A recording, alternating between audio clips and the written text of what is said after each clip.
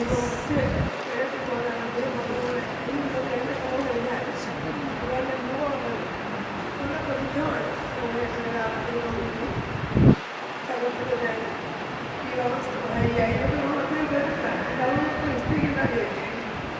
വേഗത്തിൽ പോകണ്ട ഇപ്പത്തെ നമുക്ക് അതിന് കാരണം അതുകൊണ്ട് 12 ഷോകളെ നമ്മൾ 2 പ്രാവശ്യം കഴിഞ്ഞിട്ടുണ്ട്. കുറച്ച് എന്ന് മാത്രമല്ല ശരിക്കും സാമർത്ഥ്യം എന്ന് പറഞ്ഞാൽ കുറച്ച് പറയുന്നതിലാണ് കുറേ പറയുന്നത് സാമർത്ഥ്യക്കുറവുണ്ട്. കുറേ പറയേണ്ടിയില്ലേ പണ്ടേ പറയാ പിന്നെ ഈ നിബന്ധസാരന്റെ വലോഹി വാഗ്മിത മിതമായും സാരമായും പറയുന്നതാണ് വാഗ്മിക്കുന്നത്. മറ്റൊക്കെ വാചാലതയാണ്. വാചാലം അത്ര കൃത്യമായ സമയത്തല്ല. പക്ഷെ എന്തുകൊണ്ടോ ദൗർബല്യം കൊണ്ടോ എനിക്ക് കേൾക്കാനായിട്ട് മനസ്സിലായില്ല എന്നുള്ള ശങ്കം കൊണ്ടൊക്കെ കൂടുതൽ പറയേണ്ടതില്ലേ എനിക്ക് വളരെ കുറച്ചേ പറയേണ്ടതുള്ളൂ. അപ്പം അതുകൊണ്ട് ആദ്യത്തിൽ അതുവരെയുള്ള 11 വരെ പുസ്തകങ്ങൾ വായിച്ചിട്ട് പറയാം.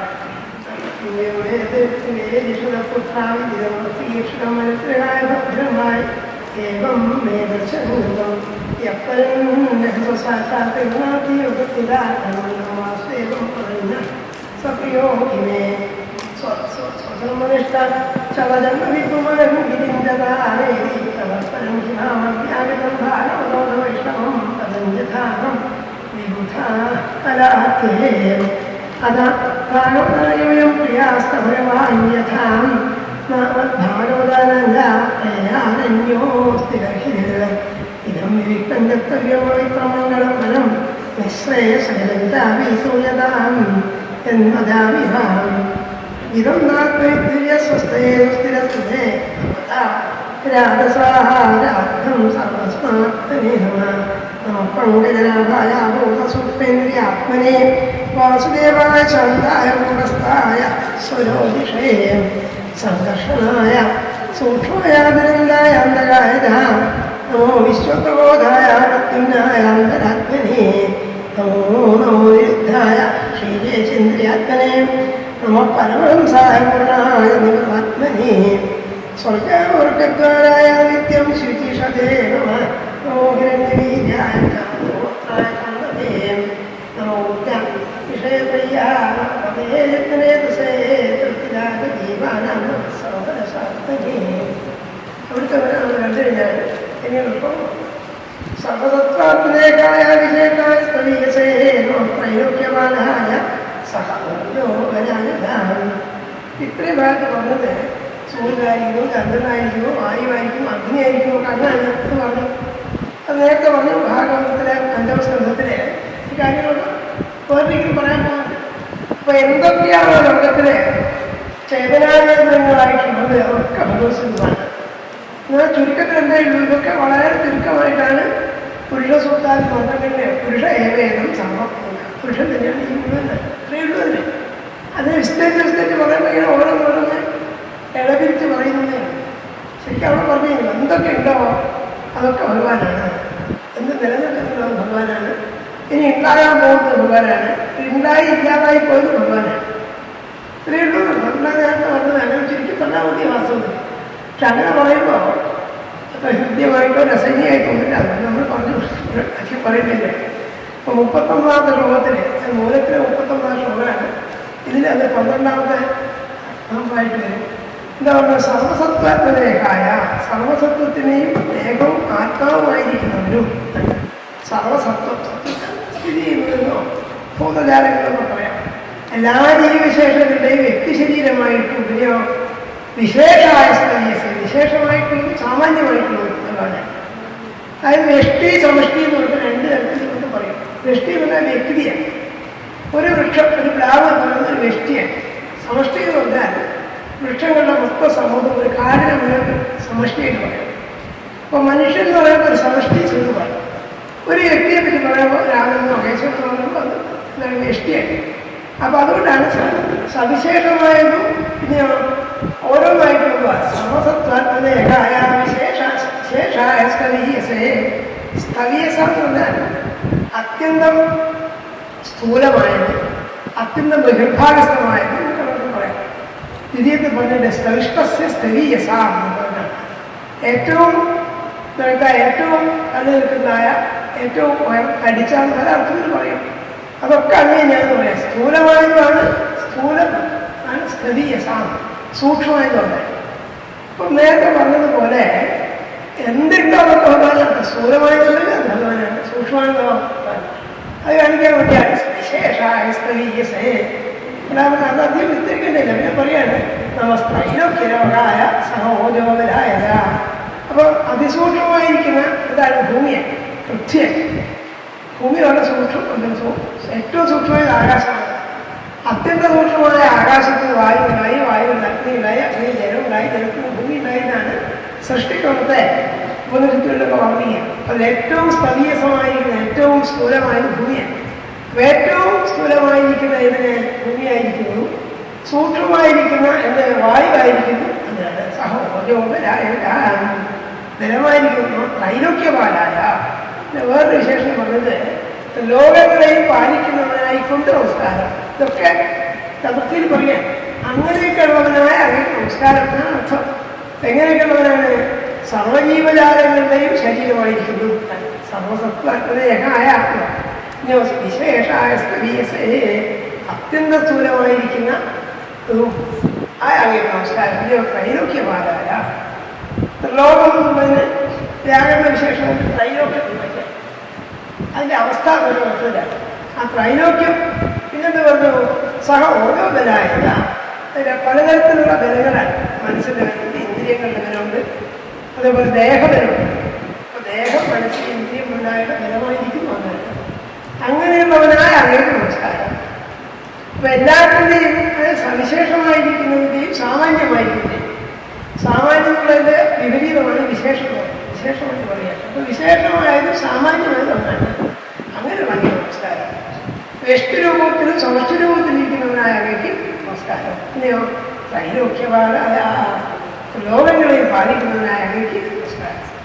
അപ്പോൾ അതിനൊന്നും അധികം വിസ്തരിക്കേണ്ടതില്ല. വിസ്തരിക്കാത്ത പല തത്വങ്ങളും പറയാൻ പറ്റും. അങ്ങനെയില്ല.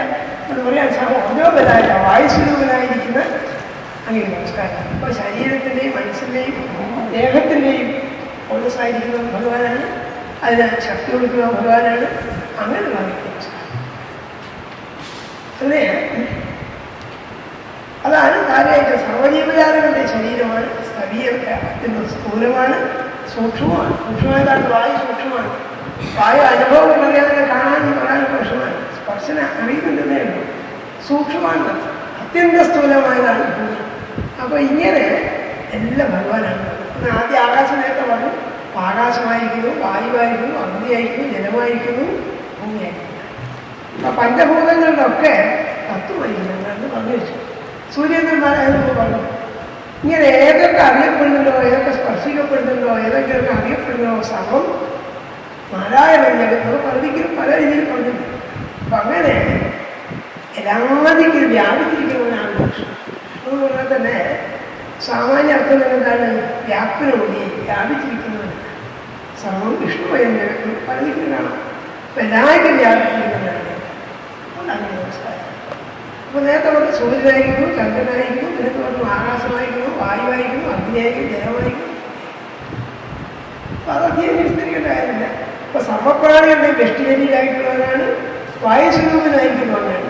ഇനി പറയുന്നത് ആകാശം എന്ന് തന്നെയാണ്. അപ്പോൾ സൂര്യന്മാരെ ക്രമത്തിലല്ല ഇവിടെ പറയുന്നത്. ശ്രദ്ധിക്കണം. ക്രമം പറഞ്ഞാൽ എന്താണ്? ആകാശം, വായു, അഗ്നി, ജലം ഭൂമിയിലാണ് ക്രമം. ക്രമം നിശ്ചിച്ചിട്ടല്ല പറഞ്ഞത്. സർവസത്വാത്മദേഹായ വിശേഷായ സ്ഥലീയസേ നമസ്ത്രൈലോക്യപാലായ സഹോജോബലായ.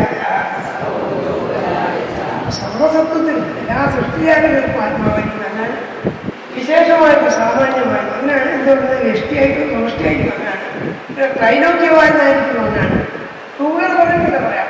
ഒരുമിച്ച് പറഞ്ഞു ത്രൈലോക്യവാനായിരിക്കുന്ന വ്യഷ്ടിശരീരങ്ങളിൽ ഒളികൊള്ളുന്നവനായ ഓരസ്വരൂപനായിരിക്കുന്ന മനസ്സിനും ഇന്ദ്രിയത്തിനും ദേഹത്തിനും ബലമായിരിക്കുന്ന നമസ്കാരം ഒരുമിച്ച് പറഞ്ഞു. അതാണ് സഹോജോബലായത. പിന്നെ നാൽപ്പാമത്തെ ശ്ലോകത്തിൽ പറഞ്ഞാണ് അർത്ഥലിംഗായ നമസേ നമോന്തപ്രിയരാത്മനെ നമ പുണ്യായ ലോകായ ലക്ഷ്മീഭൂരി വക്സേ. അർത്ഥലിംഗായ നമസേ നമോ അന്തപ്രിയരാത്മനെ നമ പുണ്യായ ലോകായ വർത്തസേ. ഇവിടെയൊക്കെ പ്രധാനമന്ത്രി നമാനാണ്. നമസ്കരിക്കുന്നു പറയാൻ സംസ്കൃതത്തിൽ പദ്യത്തിലുള്ള സൗകര്യം എന്തായിട്ടാണ് അയാളത്തെ പോലെ ക്രമത്തിൽ പറഞ്ഞോളൊന്നുമില്ല. നമൻ എവിടെയും പറഞ്ഞാൽ മതി. നമ എന്നതായി നമസ്കരിക്കുന്നു. ആരാ നമസ്കരിക്കുന്നു? ഇങ്ങനെയൊക്കെയുള്ളവനായ അങ്ങനെ നമസ്കാരം പറയാം. അങ്ങനെ അന്യമില്ല. ഇപ്പൊ പ്രധാന ക്രിയ എന്ത് കഴിഞ്ഞാൽ പിന്നെ അതിന്റെ വിശേഷമൊക്കെ അറിയുമല്ലോ. എന്താണ് നാമം, എന്താണ് നാമവിശേഷം, എന്താണ് ക്രിയ, എന്താ ക്രിയാവിശേഷമൊക്കെ കൂടി ഒപ്പിച്ചു വിട്ടിരുന്നതാണ് അന്വയം പറയുന്നത്. അറിയിൽ ചതറി കിടക്കുന്നതിനൊക്കെ തെളിച്ചു വിട്ടിനെ. അപ്പൊ അർത്ഥം പോലെ എന്തിനാണ് നമസ്കരിക്കുന്നത്? അർത്ഥലിംഗായ നമസേ. അർത്ഥലിംഗാത്മകമായിരിക്കുന്ന നമസ് ആകാശാകാശം. എന്താ പറയുന്നത്? ആകാശം കൊണ്ടാണ് എന്ത് ചെയ്യുന്നത്? പദാർത്ഥങ്ങളുടെ സ്വഭാവം അറിയുന്നത്. അതൊക്കെ ശാസ്ത്രീയമായിട്ട് വൈദ്യശാസ്ത്രജ്ഞർ പറയുന്നത്. അപ്പൊ എല്ലാത്തിനെയും മുൻപേ കാണിക്കുന്നത് ആകാശം നിന്ന് വേർതിരിച്ചുള്ളത് അവകാശം കൊടുക്കുന്നതാണ് ആകാശം. ആകാശത്തിലാണ് ലോകം കൊണ്ട് നിൽക്കുന്നത്. ഈ വസ്തു നിൽക്കുന്നത് എന്തുകൊണ്ടാണ്? ആകാശം കൊണ്ട്. ആകാശത്തിലാണ് നിൽക്കുന്നത്. അവകാശം കൊടുക്കുന്നതാണ്. അവകാശത്തെ സ്ഥിതിയ സ്ഥലം കൊടുക്കുന്നതാണ്. അതൊരു ശാസ്ത്രകാരൻ പറയുന്നത് ജനലുകൾ വാതിലുകൾ ഉണ്ടാക്കുന്നത് മരം കൊണ്ടോ കല്ലുകൊണ്ടോ അല്ല, പക്ഷെ ആകാശം കൊണ്ടാണ്. സ്പേസ് കൊണ്ടാണ്. സ്പേസിനെ സാധിക്കില്ല. അപ്പം നമ്മൾ അഴിക്കുള്ളിൽ ഉണ്ടാക്കി അഴി ഉണ്ടാകുന്നത് നിനക്ക് ആകാശം കൊണ്ടാണ്. അല്ല അഴിവിൻ്റെ കാര്യമില്ല. കമ്പിയല്ല കാണുന്നത്. ജനാലി ഉണ്ടാക്കുന്നത് എന്താണ്? ആകാശമാണ്. വല്ലാത്ത നിരീക്ഷണം. യഥാർത്ഥം ഈ വസ്തുക്കൾ നിൽക്കുന്നത് ഒരു ആകാശം കൊണ്ടാണ്. ഒരേ സ്ഥലത്ത് ഒരേ സമയത്ത് 2 ദിവസം നിൽക്കാൻ കഴിയില്ല. ഇതിന് മേലെ താഴെ നിൽക്കാതെ എല്ലാം നിൽക്കുന്ന ആകാശമാണ്. ആകാശമാണ് എന്ത് ചെയ്യുന്നത്? വസ്തുക്കൾക്ക് നിലനിൽക്കാൻ അവകാശം കൊടുക്കുന്നത്. അങ്ങനെ ഭയങ്കര നമസ്കാരം. അതുകൊണ്ടാണ് വസ്തുവിന് ഭിന്നത. ഇതിൽപ്പെട്ടത് ഇത് 4 കൂടെ ആകാശം ഉണ്ടാകുമ്പോൾ ഇതിനുള്ളിലുള്ളതിന് മഠാകാശം പറയും, പുറത്തുള്ളതിന് അല്ല ഘടത്തിലാണ് ഘടാകാശം പറയും, ഇവിടെ ഒരു ഉള്ളിലുള്ളതാണ് ഘടാകാശം പറയും. ഈ ഘടം പൊട്ടിപ്പോകുമ്പോൾ ചെയ്യുന്നത് മഹാകാശം ചെയ്യിക്കാൻ വേദാന്ത സംഘം. ഇപ്പോൾ പാത്രത്തിനുള്ളിൽ ഒരു ആകാശമുണ്ട്, അതിനകത്ത് പറയുക ഘടാകാശം. പാത്രം പൊളിഞ്ഞു പോയാലോ പൊളിച്ചു പോയാൽ ആകാശത്തിന് വിഷമൊന്നുമില്ല, മഹാകാശം ചെയ്യുന്നു. അപ്പൊ എപ്പോഴും നിലനിൽക്കുന്നില്ല, ചിലപ്പം ചെയ്യുന്നു. അതുകൊണ്ടാണ് പറഞ്ഞത് അർത്ഥത്തെ അകം പുറമുള്ളതായ വ്യത്യാസങ്ങളൊക്കെ ഉണ്ടാക്കുന്ന ആരാണ്? ആകാശം. അതാണ് പറഞ്ഞത് അർത്ഥലിംഗായ നമസേനമോദർഹിരാത്മനെ. അതേപറ്റി തിരുവിന്റെ തർജ്ജമന മനോഹരമായിട്ട് പറഞ്ഞിട്ട് തൊഴാം അർത്ഥജ്ഞാപകം വാനാന്തം. ആകാശമാകുന്ന ആരാണ്? ബഹിഷ്കരേ.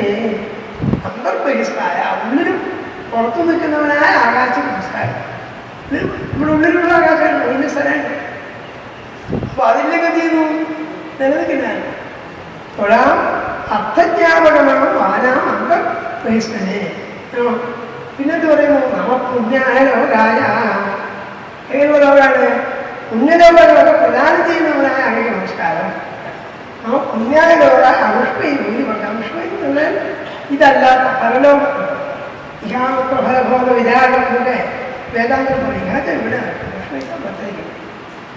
അങ്ങനെയുള്ള അതായത് ഈ ലോകത്തും സ്വർഗാദി പരലോകങ്ങളിലൊക്കെ ഉള്ളവരാണ് ഭഗവാൻ. നമസ്കാരം ഒക്കെ നമസ്കാരം എന്ന് പറയാൻ.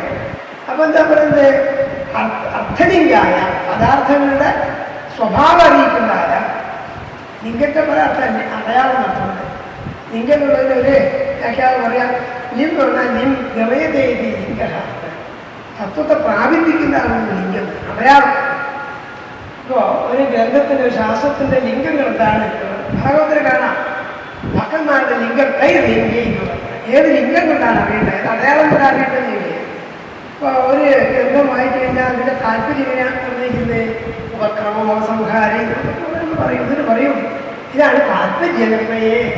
ലിംഗം താല്പര്യനിർണ്ണയെ. താല്പര്യത്തെ നിർണ്ണയിക്കാനുള്ള ലിംഗം ഇതാണ്. ലിംഗത്തിന് പല അർത്ഥം. അപ്പൊ ഇങ്ങനെ പദാർത്ഥങ്ങളെ ലിംഗവ്യാപകമായിട്ട് അറിയിക്കുന്നത് ഒവ്വൊരു അറിയിക്കുന്ന ആരാണ്? ആകാശം കൊണ്ടാണ്. അങ്ങനെ ആകാശം വൃത്തിയായ നമസ്കാരം. ഇതൊക്കെ നമ്മൾ വിചാരം ചെയ്ത് എന്ന് മനസ്സിലേക്ക് എടുക്കാനേ പറ്റുള്ളൂ. പദാർത്ഥം മാത്രമേ പറയാമായിരിക്കുള്ളൂ. അതൊക്കെ നമ്മൾ ആലോചിക്കാം. ഭാഗവും കുറവും ഒക്കെ ഉണ്ടാകുന്നത് കൊണ്ടാണ് ആകാശം കൊണ്ട്. ആകാശത്തിൻ്റെ അകം പുറമെന്ന് പറയുന്നില്ല. നേരത്തെ പറഞ്ഞ കൊണ്ടാണ് വാതിൽ വെക്കാൻ കഴിയുന്ന ആകാശം കൊണ്ടാണ്. അപ്പൊ അതിനപ്പുറത്തുള്ള വേറുന്നതായിട്ട് ഇപ്പുറത്തുള്ള വേറുന്നതായിട്ട് കിടക്കാനില്ല. അങ്ങനെയാണ് പരലോകങ്ങളൊക്കെ ഉണ്ടാകുന്നത്. ഇവിടെയൊന്നും അവിടെ വ്യത്യാസം ഉണ്ടാകുന്നത് അങ്ങനെയാണ്. അങ്ങനെയുള്ള അങ്ങനെ നമസ്കാരം. അർത്ഥജ്ഞാപകമായിരിക്കുന്ന ആകാശരൂപിയായിരിക്കുന്ന അങ്ങനെയോ അന്തർബഹിരാത്മനെ. ഉള്ളിലുള്ളവനായ ഉള്ളിലുള്ളവരാണ് പുറത്തുള്ളവർ. അന്തഃ ഉള്ളിലുള്ളവർ, ബഹിരാജ്ഞ പുറത്തുള്ളവർ. അകത്ത് പുറത്തോട്ടുള്ളവരാണ് ആര്? അപ്പോൾ ഉള്ളിലും അകത്തൊക്കെ അതാണ് നേരത്തെ പറഞ്ഞത്. ഘടാകാശമായിട്ടും അഠാകാശമായിട്ടും മഹാകാശമായിട്ടും ഒക്കെ ഉള്ളവരെ ആകാശമാണ്. എന്തെങ്കിലും ഉപാധിഭേദങ്ങൾ കൊണ്ട് പരിച്ഛിന്നമായിരിക്കുമ്പോൾ ഇങ്ങനെ പറയുന്നതേ ഉള്ളൂ. കാരണം ആകാശം പറയുന്നില്ല. നമ്മൾ സൗകര്യത്തിന് വേണ്ടിയിട്ട് ഉള്ളിലുള്ളത് പുറത്തുള്ളത് പറയുന്നില്ല. അപ്പോൾ ഈ കുളത്തിനുള്ളിലെ വായു തന്നെയാണ് പുറത്തുള്ളത്.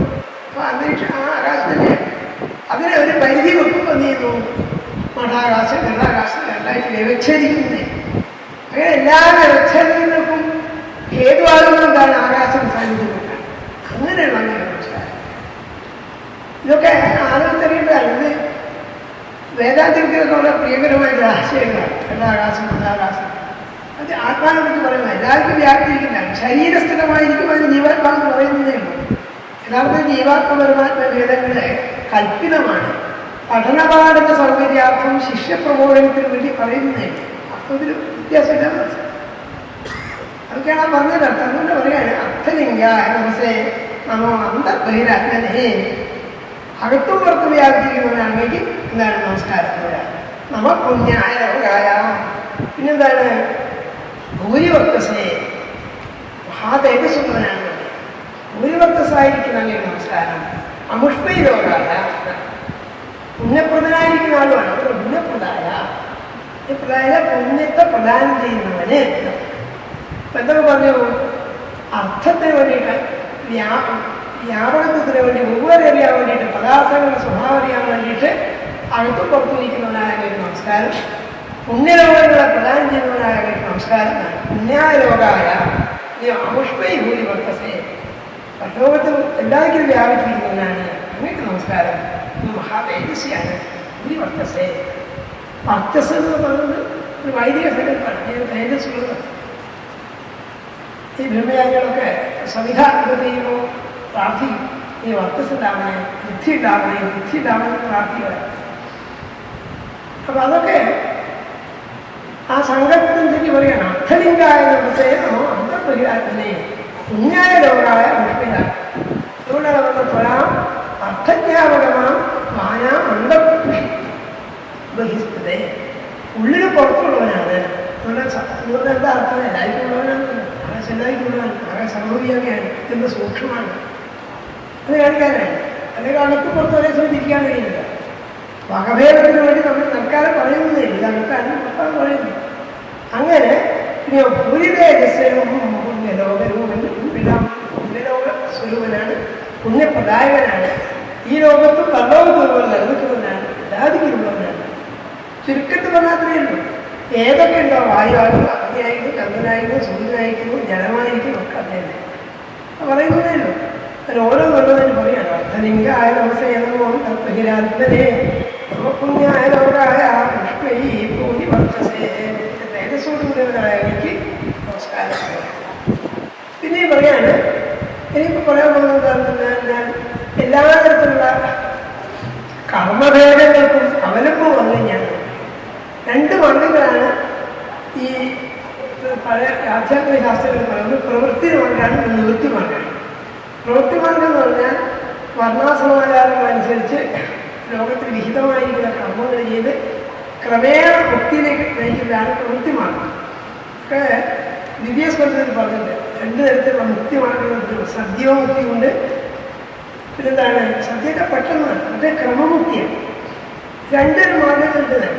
ഒന്ന് മോശമാകുന്നില്ലാന്ന് വിചാരിക്കാനില്ല. ചിലരെന്ത് ചെയ്യുന്നു? ജ്ഞാനത്തിൻ്റെ പരമോടിയിൽ സമസ്ത കർമ്മങ്ങളെ അതിക്രമിച്ചിട്ട് കർമ്മത്തിനും അപ്പുറത്ത് കിടക്കുക.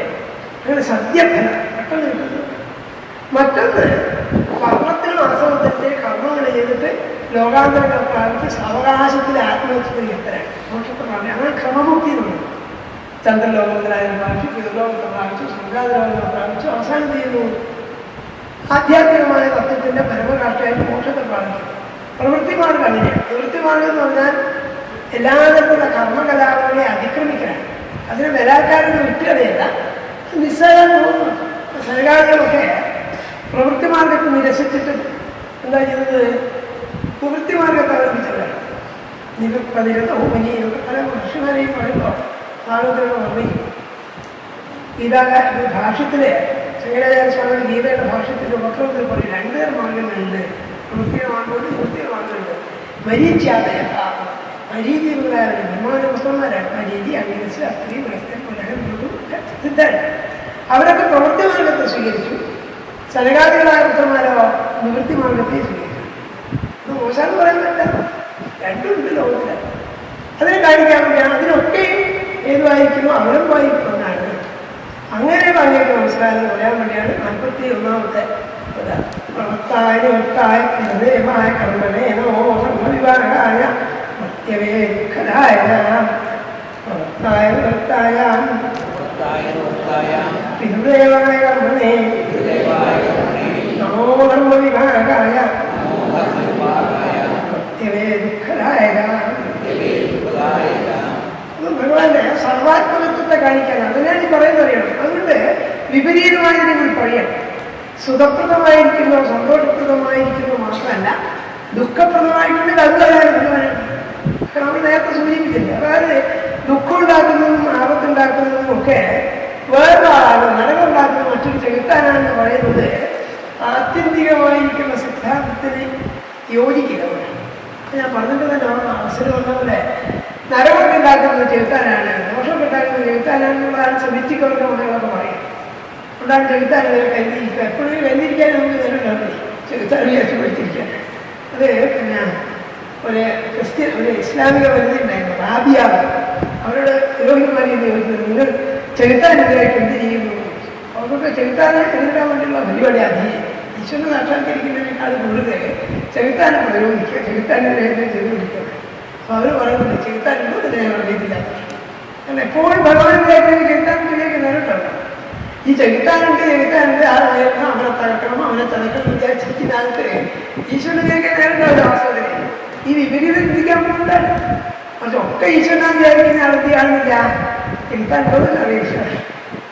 പക്ഷെ നമ്മളെ വിധത്തിൽ എന്താണ് ഉണ്ടെങ്കിൽ അത് ഭഗവാനാണ് മനസ്സിലായി. നരകമുണ്ടോ സ്വർഗമുണ്ടോ ഉണ്ടോ പറയാം. അല്ലാതെ അല്ലാത്തൊരു അധികാരശക്തി മറ്റൊന്നുണ്ട് എന്ന് പറഞ്ഞാൽ ഭഗവാൻ ദുർബലനാണ്, സർവശക്തനല്ലാതെ വരും, ഏകദേശിയാക്കി വരും. ഏകദേശിക്ക് ഒരു പ്രദേശത്ത് സ്വർഗം ഉണ്ടാക്കി ഭഗവാൻ നരകോ ഫിരായിരമണിയാണ് പറയുന്നതല്ല ഭാരതീയ വേദാന്തം. അതുകൊണ്ടാണ് രണ്ടും പറയേണ്ടി വരുന്നത്. അത് യുദ്ധസൂക്തമുള്ള മന്ത്രങ്ങളുടെ എഴുപത്തിൽ പ്രധാനപ്പെട്ട മന്ത്രമാണ് പിന്നെ ശ്രീരുദ്രം. അതൊക്കെ നേരത്തെ പറഞ്ഞില്ലേ, എല്ലാവർക്കും പറയും. ഒക്കെ വിപരീതം പറയാം. അസ്കരാണാമ്പതേ നമ, സ്നേഹനാണാമ്പതേ നമ, കള്ളന്മാരുടെ നേതാവേഗ നമസ്കാരം, തീവട്ടിക്കൊള്ളക്കാരുടെ നേതാവേഗ നമസ്കാരം പറഞ്ഞുകൊണ്ടാണ്. ഇതൊക്കെ വേറെ നമുക്കാർ സഹിക്കാനാവില്ല. ഭഗവാനെ പറ്റി പറയുന്നില്ലേ, എന്തുണ്ടോ അല്ലാണ്. അത് അങ്ങനെ പറഞ്ഞില്ലേ, കളവുണ്ട്, കളവ് ഞാൻ തന്നെയാണ്, ഏറ്റവും വലിയ കളവ് മകനാണ്. ഞാൻ എന്താണ് ജീവിതം ചില ആ വസ്തു ഈ കളവ് എടുത്ത് ഞാൻ ജീവിതമാണ്, ചൂടാണെന്നുള്ള പറഞ്ഞിട്ടാണ്. ചൂടോ അതൊക്കെ ചെയ്താൽ പണിയാനല്ല. അതെന്താ ഞാനാണ് ഉണ്ടോന്നുള്ള പ്രശ്നം. നന്മയും തിന്മ ഉണ്ടോ? നന്മ ഉണ്ടെങ്കിൽ പോകാനാണ്, തിന്മ ഉണ്ടെങ്കിലോ തിന്മ പോകാനാണ്. അത് ഉണ്ടോ ചെയ്താലോ കിട്ടിപ്പോകുന്നതായിട്ട് എത്രയുള്ളൂ. മറിച്ച് നന്മകളൊക്കെ ആത്യന്തികമായ ഒരു ഘട്ടത്തില് മനസ്സിന്റെ വിചാരവിക ഭേദം മാത്രമാണെന്ന് അറിയും ചിന്തകന്മാർ. അതുകൊണ്ട് കുമാരനാശൻ പറയുന്നത് അതുകാരി വകത്തതം മഹാമതിവൻ ദുഃഖടി വെച്ച രണ്ടിനും. ദുഃഖം വരുമ്പോൾ സുഖത്തിൽ പെടും യോഗ്യന്മാര് മഹത്തുക്കൾ ഇളകാത്ത എന്തുകൊണ്ടാണ്? ഇതൊക്കെ അവസാനം കൊണ്ട് ഞാൻ മനസ്സിലാക്കും. താൻ ഇളകാത്തതാ മഹാമതിവൻ ദുഃഖടി വെച്ച രണ്ടിനും. ഇത് നമുക്ക് സാമാന്യമായിട്ട് ബോധിക്കാൻ വിഷമമാണ്. എളുപ്പന്താണ് ഭഗവാൻ പറഞ്ഞാൽ ഇതൊക്കെ സുന്ദരമായിരിക്കുന്ന, ആശ്വാസമായിരിക്കുന്ന, അനുകൂലമായിരിക്കുന്ന അതാണ് വിചാരിക്കുന്ന സുഖം. ചീത്തയൊക്കെ എന്ത് ചെയ്ത് ഒഴിഞ്ഞ് മാറ്റിയിട്ട് ചെലുത്താനായി മാറ്റില്ല, രണ്ടായിട്ട് വിഭജിച്ചാണ്. അതൊരു സുഖമാണ്. തിന്മയെ ഭഗവാനായിട്ടാണ് നമുക്ക് കുറച്ച് വിഷമമാണ്. പക്ഷെ വേദാന്തക്കാണ് ബന്ധവുമില്ല. നന്മയുടെ നന്മയാണ്, തിന്മയുണ്ടെങ്കിലോ. അതുകൊണ്ടാണ് സ്വർഗാല പുണ്യലോകാലൊന്നുമില്ലേ. പുണ്യപ്രദനാണ് ഈ ദോഷമുണ്ടെങ്കിൽ, നരവുണ്ടെങ്കിൽ, ദുഃഖമുണ്ടെങ്കിൽ അതുപോലാണ്. കാരണം ശുഭദുഃഖങ്ങൾക്കൊക്കെ എന്താ മാനദണ്ഡം? സങ്കല്പം മാത്രമാണ്. സങ്കല്പപ്പെടുമ്പോ സങ്കല്പം ഉണ്ടായതാണ്. ഇതൊക്കെ സുഖമാണ് എന്ന് വിചാരിച്ചാൽ സുഖമാണ്. ദുഃഖാചാരോ എങ്ങനെയാണ്? ഏത് കാര്യം എങ്ങനെയാണ്? കുറെ ആളുകൾ സുഖമാണെന്ന് വിചാരിക്കുന്ന സംഗതിന് വേറൊരാൾക്ക് അത്യന്തം അപ്രിയമായിട്ടും അരോചകമായിട്ടും അനിഷ്ടമായിട്ടും അഹിതമായിട്ടും തോന്നാം. ഈ പ്രഭാഷണം ഭാഗം വായിക്കുന്നത് ഒരു താല്പര്യമില്ലാത്ത എന്ത് പണം ഇതിലോ തീരാൻ ഇയാൾ നിർത്തുമെന്ന് സംശയിക്കും. കാരണം കട്ടകാലത്ത് വന്ന് വിട്ടുപോയില്ല, ഒറ്റക്കാണെന്നിരിക്കുന്നത്. അത് അതിന് താല്പര്യമുള്ളപ്പോ ഇതിന് സുഖമാണ്, ഒരേ വസ്തു തന്നെയാണ്. പണ്ട് ഇന്ദ്രനെ പറ്റിയൊരു കഥയുണ്ട്. ഇന്ദ്രൻ ഞാൻ പറഞ്ഞു ഈ അങ്ങനത്തെ അപകടം പറ്റി പ്രസംഗിക്കാറില്ല. പണ്ട് പറഞ്ഞു ഇതൊന്നും നോക്കിയിട്ടത് ഈ പറയുന്നത്. അതുകൊണ്ട് ഇന്ദ്രൻ എന്തോ ശാപം കൊണ്ട് പന്നിയായി പോയിരുന്നൊരു കഥയാണ്. അപ്പോൾ പന്നിയായിട്ട് പന്നി ഭാര്യയും പന്നി കുട്ടികളൊക്കെ ആയിട്ട് സുഖമായി ചടിയുകയൊക്കെ മഹർഷിമാരുടെ സങ്കടം പറഞ്ഞു. മഹർഷിമാർക്ക് ഇന്ദ്രനോട് വന്നിട്ട് പറഞ്ഞു, അങ്ങനെ ദുഃഖം തോന്നുന്നത് എവിടെയാണ് കഷ്ടപ്പെട്ട് കഴിയുന്നത്. കാരണം സ്വർഗ്ഗലോക രാജാവായിരുന്ന ആളാണ്, പോലും ദേവന്മാർക്ക് അധിപനാണ്. അങ്ങനെ വന്ന് സുഖസാമ്രാജ്യമായിരിക്കുന്ന സ്വർഗത്തിൽ നിന്ന് ഈ ചടയിലേക്ക് ഒന്ന് കിടക്കേണ്ടി വന്നൊരു കഷ്ടമല്ലേ ചോദിച്ചു. ഇന്ദ്രൻ പറഞ്ഞു, എന്ത് കഷ്ടം, എന്തൊരു സുന്ദരിയായ ഭാര്യ, പതിനെട്ടാവുന്നേ മനോഹരമായ കുട്ടികൾ, ഇതിനേക്കാളും സ്വർഗ്ഗമില്ലാവുന്നത്. അതിലൂടെ അത്രയും തന്നെ വിഭാഗം പ്രവചിച്ചിരിക്കുന്നതാണ്. ഓരോരോ ജീവജന്തുക്കളിൽ ചെല്ലുമ്പോഴും ഇതാണ് കേവലം, ഇതാണ് കേവലം മനുഷ്യൻ തോന്നുന്നത്. ഒരു കൊലകളോ പട്ടിക തോന്നിയില്ല, എൻ്റെ ശരീരം മോശം തോന്നിയില്ല. നമ്മളാ കൊലകൾ പോലെയുള്ളവർ കൊലകൾ നിക്ഷേപിക്കില്ലേ. കൊലകൾ പറഞ്ഞില്ല, അതുകൊണ്ട് ഞാൻ മോശക്കല്ല. കുറുക്കം പറഞ്ഞല്ലോ, കഴുത പറഞ്ഞല്ലോ, ഞാൻ ബുദ്ധിയിലാക്കാണെന്ന് പറഞ്ഞു. നമ്മൾ പറയുന്നില്ല, കഴുതയ്ക്ക് അത്ര ബുദ്ധിപൂർവ്വമില്ലാന്നാണ് ശാസ്ത്രകാരന്മാർ പറയുന്നത്. അത് മനസ്സിലാക്കാൻ വേണ്ടി യജമാന്മാരെ സഹായിക്കാതായിരിക്കും. പല വിവേകത്തോടെ പലപ്പോഴും പെരുമാറുമൊക്കെയാണ് ശാസ്ത്രകാരന്മാരെ പഠിക്കുന്നത്. നമ്മൾ കഴുതയെപ്പോഴൊക്കെ ബുദ്ധിയിലാക്കാനാണ് പറയുക. കഴുതാൻ പറഞ്ഞല്ലോ, ഞാൻ ബുദ്ധിയിലാക്കാൻ നമ്മുടെ സംഘത്താല്. അപ്പൊ എന്തിനൊക്കെ പറഞ്ഞിട്ടുണ്ടെന്ന് ഓർമ്മിക്കണം. അതായത് സുഖദുഃഖങ്ങളോ വിഹിതാവിഹിതങ്ങളോ ഇഷ്ടാനിഷ്ടങ്ങളോ ഹിതാപ്രിയങ്ങളോ ഒക്കെ എന്താണ് മാത്രമായിട്ട് ഉണ്ടെങ്കിൽ രണ്ടുമുണ്ട്. ഭഗവാൻ സമയത്തുണ്ടാണ് എന്തുണ്ടോ അവിടെ ഇത് പറയുന്നത്. കളവ് ഞാൻ കളവിന്റെ കളവ് ഞാനാണ്, സത്യം ഉണ്ടെങ്കിലോ സത്യം ഞാനാണ്. അതെപ്പോഴും ഓർമ്മിച്ചാലേ എന്തെങ്കിലും നമുക്ക് സഹിക്കാനില്ല. ദോഷം ഭഗവാനാന്ന് പറയുന്ന ആൾ സഹിക്കാനാണ്. നമ്മൾ കേൾക്കുന്നാലും വളരെ കോമളരോഗനായി ചതുർഭുജങ്ങളോട് കൂടിയിട്ട് സ്വർണ്ണ കിരീടം കുത്തിയിരിക്കുന്നയാൾ മാത്രം അങ്ങനെ ഉണ്ടാവുമെന്ന് പറയാൻ പറ്റുമോ? അങ്ങനെയല്ല, ഏത് രൂപം എടുക്കാൻ ഭഗവാൻ. കളിയാണ് കളിയാവാം, പട്ടിയാണ് പട്ടിയാവാം. കാരണം പട്ടി മോശമായിരിക്കുന്നുണ്ടാണ് നമുക്ക് ഈ വിഷമം തോന്നുന്നത്. അതുകൊണ്ടാണ് പല കഥകളുണ്ട്, എല്ലാ മതങ്ങളിലും അങ്ങനത്തെ കഥകളുണ്ട്. ഭഗവാൻ വിചാരിച്ച് എന്ത് ചെയ്തു, ഒരു ക്രിസ്ത്യൻ പറയുന്നുണ്ട്, ഭഗവാനെ അങ്ങയുടെ ദർശനത്തിലേക്ക് തരാൻ വേണ്ടി. അപ്പോൾ ഒരു പൂമ്പാറ്റങ്ങൾ പറഞ്ഞു ഞാൻ ചോദ്യം ചെയ്തു, ഇയാളെ ഞാൻ അടിച്ചു കൊല്ലുകയും ചെയ്തു. പൂമ്പാറ്റ വേറെ അതാ വേറിട്ടൂടെ. കാരണം അവരൊരു കിളിയൊരു ശബ്ദം കേട്ടു, ഭഗവാന്റെ അന്നൊന്നും തോന്നിയില്ല. അതുകൊണ്ട് അതെപ്പോഴും അങ്ങനെ ദർശനം തന്നിട്ട് തോന്നുന്നു. അപ്പോൾ ഭഗവാൻ പറഞ്ഞു, ഞാൻ വന്നപ്പോൾ ഞാൻ അടിക്കുക ചെയ്തു. പിന്നെ ഞാൻ കിടക്കുന്നു. കാരണം ഈച്ചയും പട്ടിയും പൂച്ചയും കഴുതയും ഭഗവാൻ നമുക്ക് തോന്നുന്നു. തോന്നാത്തോണ്ടാണ് ഭഗവാന്റെ സാന്നിധ്യം അറിയാത്തത്. കിളികളുടെ ശബ്ദം കേൾക്കുന്നു, മനോഹരമായ ദർശനങ്ങൾ ഉണ്ടാവുന്നു. പക്ഷെ ഇതൊക്കെ എന്ത് ചെയ്യുന്നു, അന്യമാണെന്ന് വിചാരിച്ചത്. ഭഗവാൻ പറഞ്ഞാൽ നമുക്ക് ഇഷ്ടമുള്ളതായ പ്രിയതമായ രൂപം മാത്രമാണെന്ന് വിചാരിച്ച് അതിൽ തന്നെ മനസ്സുടക്കി നിൽക്കുന്നുണ്ടാണ്. കൃഷ്ണൻ എന്ന് പറഞ്ഞാൽ എപ്പോഴും കാലൊക്കെ പഠിച്ച് വെച്ച് ഓടപ്പഴി വിളിക്കുന്ന ആൾ മാത്രമാണെന്ന് വിചാരിച്ചിട്ടാണ്. നിങ്ങൾക്കല്ല ഭഗവാൻ ചെയ്യുന്നത്. യുദ്ധം ചെയ്തിട്ടുണ്ട്, ചോദ്യം കളിച്ചിട്ടുണ്ട്, സ്ത്രീകളോട് തമാശ വന്നിട്ടുണ്ട്, അതിഭീകരമായ യുദ്ധങ്ങൾ ചെയ്തിട്ടുണ്ട്, കൊലപാതകമൊക്കെ ചെയ്തിട്ടില്ലേ. എന്ത് സാധിക്കുന്നത്? നമ്മളെപ്പോഴും ഉണ്ണിക്കണ്ണനായിട്ട് വേറെ പണിയൊന്നുമില്ല, എപ്പോഴും ഓടപ്പള്ളി വിളിക്കലാണ് വിചാരിച്ചിരിക്കുന്നതുകൊണ്ടാണ്. അങ്ങനെയല്ല ഭഗവാൻ ചെയ്തിട്ടുണ്ട്. അപ്പൊ പുണ്യത്തിനും അപുണ്യത്തിനും ഹേതുവാണ്. അപ്പൊ അധികം പറഞ്ഞാൽ അധികപ്പെടുന്നു. അതുകൊണ്ട് അധികം പറഞ്ഞത് എന്താ പറഞ്ഞത്, പ്രവൃത്തായ പ്രവൃത്തിമാൻ നിരവനായിരിക്കുന്നവനായും പിന്നെയോ പിതൃദേവായ പിതൃലോകത്ത് പ്രാപ്തിയുള്ളതായ പിതൃലോകങ്ങൾക്കും പിന്നെയോ അധർമ്മ വിഭാഗമായ അധർമ്മത്തിനും ധർമ്മസ്വരൂപിയുടെ ഭഗവാനാണ്. പ്രവൃത്തി രൂപനായിരിക്കുന്ന ഭഗവാനാണ്, നിവൃത്തി രൂപനായിരിക്കുന്ന ഭഗവാനാണ്.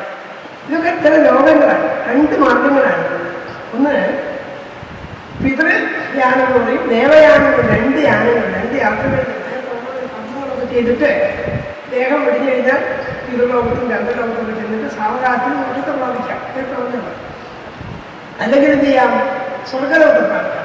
ഇതൊക്കെ ഭാഗവത്തിന് ദിവ്യത്തിന് ശിക്ഷ പറഞ്ഞതിൻ്റെ ആദ്യ ഭാഗത്ത് വന്നതിൻ്റെ രണ്ട് മാർഗങ്ങളാണ്. രണ്ടും അങ്ങാണെന്ന് പറയാൻ പറ്റിയതാണ്. അപ്പൊ അധികം വിത്തിരിക്കണ്ട. എന്താണ് നിവൃത്തായ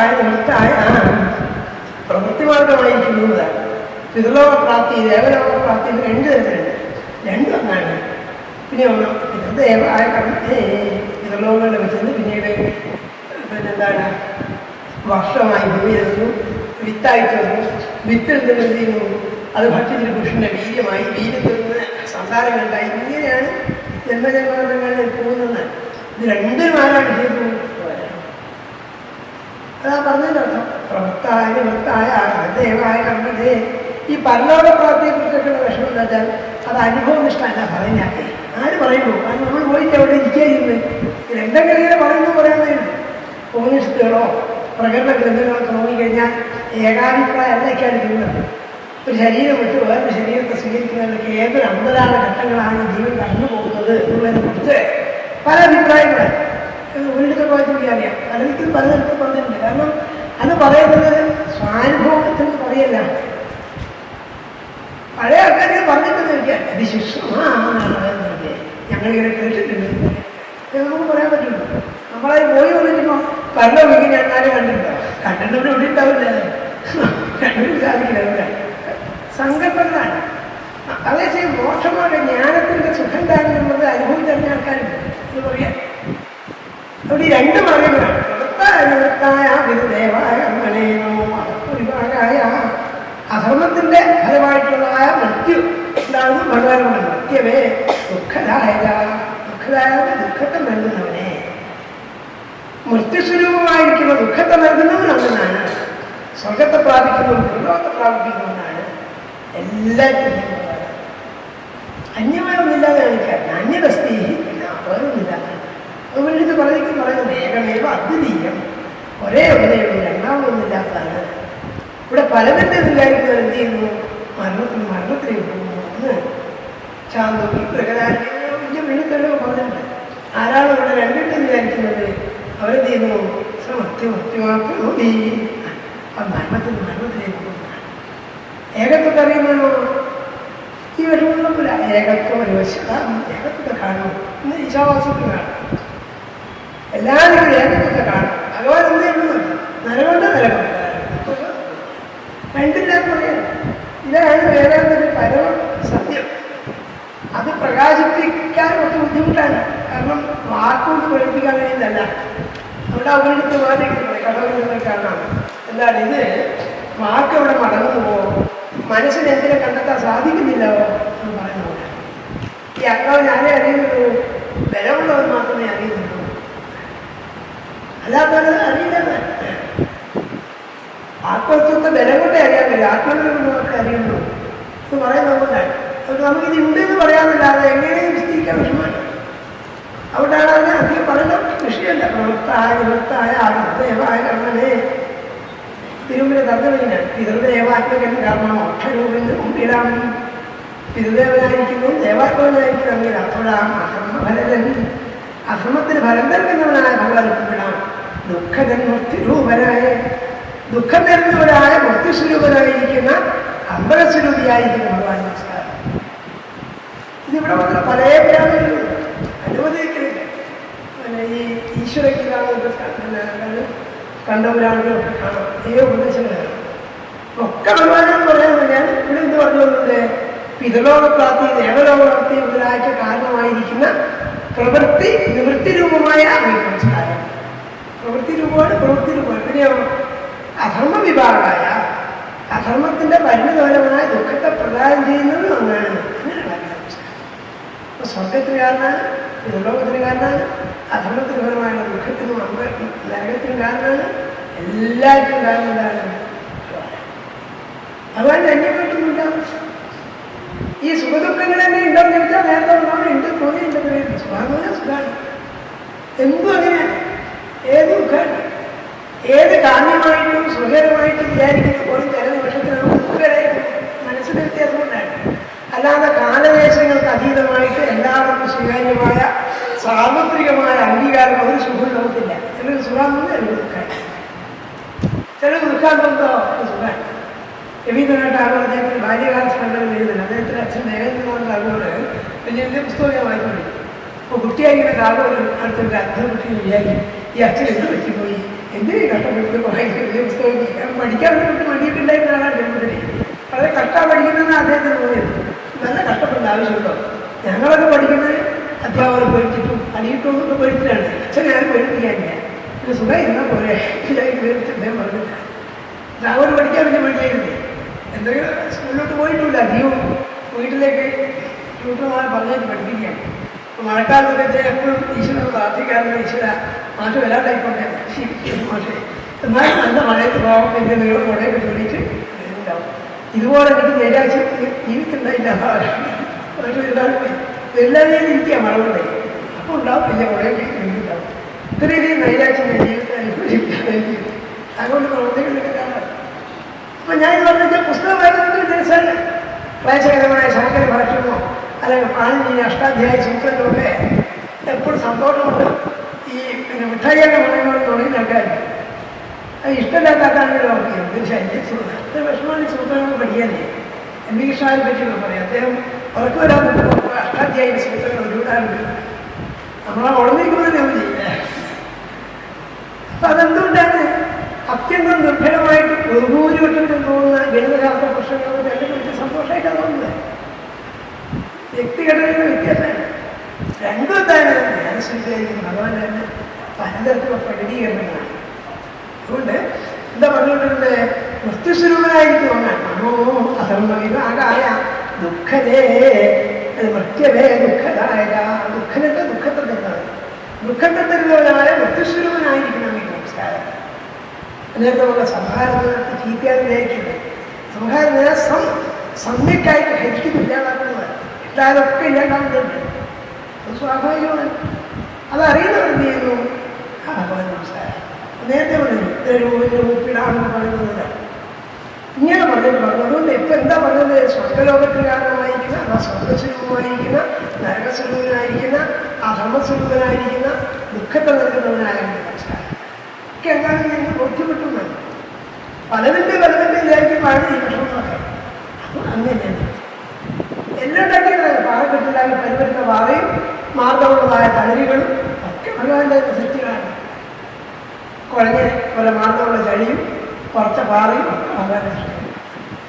എന്തിനീ പാറയൊക്കെ ഉണ്ടാക്കി കൊണ്ടുവന്നത് വല്ല അർത്ഥമില്ല. എന്തും നമുക്ക് ആവശ്യമില്ല. എല്ലാവർക്കും ചളി മാത്രമേ ഉള്ളൂ. വിഷമല്ലേ ചളി വിഷമാണെന്ന് നമുക്കിപ്പോൾ തോന്നുന്നേ. ചിലപ്പായിട്ട് ചളി എന്നുള്ള ശല്യമായി പക്ഷെ ചളിയും പൊടി കൊണ്ടാൽ അവിടെ നിലനിൽക്കുന്നത് 20 ടണ്ണിലധികം 20 ലക്ഷം ടണ്ണോളം പൊടിയാണ് ദിവസവും കടലിന് നേരെ പൊടിക്കുന്നൊക്കെ ശാസ്ത്രകാരന്മാർ പറഞ്ഞു. അത്ഭുതകരമാണ്. പൊടിയും ചളിയും ലോകം നിലനിൽക്കില്ല. വാസ്തവത്തിൽ എല്ലാവർക്കും ഇങ്ങനെ കഴിച്ചു പിടിക്കുന്നത് ലോകം ബാക്കില്ല. ലോകം ബാക്കിക്കൊണ്ടുകൊണ്ടാണ് ചളി വെള്ളത്തിലുള്ളതുകൊണ്ടാണ്. നമുക്ക് തൽക്കാലം ഉപ്പായം ചീത്തയാകുമ്പോൾ നമ്മളിതൊക്കെ ക്ഷമിക്കുക. ചളി പോകുമ്പോൾ കാലുവരേണ്ടി വരുമ്പോൾ അങ്ങനെയല്ല. അപ്പം ഇങ്ങനെ ആലോചിക്കാനൊന്നുമില്ല. വൈവിധ്യത്തിലാണ് ലോകം നടക്കുന്നത്. അത് ഞാൻ പറഞ്ഞ പോലെ ആശ്രയം വന്നേ വൈരുദ്ധ്യം ജീവന്റെ ജീവനാണോ? വൈരുദ്ധ്യമില്ലെങ്കിൽ ജീവനില്ല. വൈരുദ്ധ്യത്തിലാണ് ജീവൻ കിടക്കുക. വിപരീതങ്ങളിലാണ് ജീവൻ കിടക്കുക. വിപരീതങ്ങളാണ് ആകർഷിക്കുന്നത്. കാന്തത്തെ പറ്റിയൊക്കെ പഠിക്കുന്നത് നമുക്ക് പഠിച്ചില്ലേ? വിപരീത ധ്രുവങ്ങൾ ആകർഷിക്കുന്നു, സമാന ധ്രുവങ്ങൾ വികസിക്കുന്നു. വിപരീതങ്ങളുണ്ടാകുമ്പോൾ നിലനിൽക്കുന്നതന്നെ. അപ്പോൾ അദ്ദേഹം പറഞ്ഞത് നന്മയും തിന്മയും ഒന്നായ ജീവിതം തിന്മാൻ കൊള്ളാത്തതും ഒൻപഴമാണ്. സ്വർണ്ണത്തിൻ്റെ വളർത്തലാണെന്ന് വിശക്കുന്നവർ കേൾക്കാൻ പ്രയോജനം. അത് നിത്യകാശാക്തിയെ പറ്റി ഇത് വിദ്യയല്ലേ. വിശന്ന് കഴിക്കാതാകുമ്പോൾ സ്വർണ്ണത്തിനാണ് അത് വിലയിലാകുന്നത്.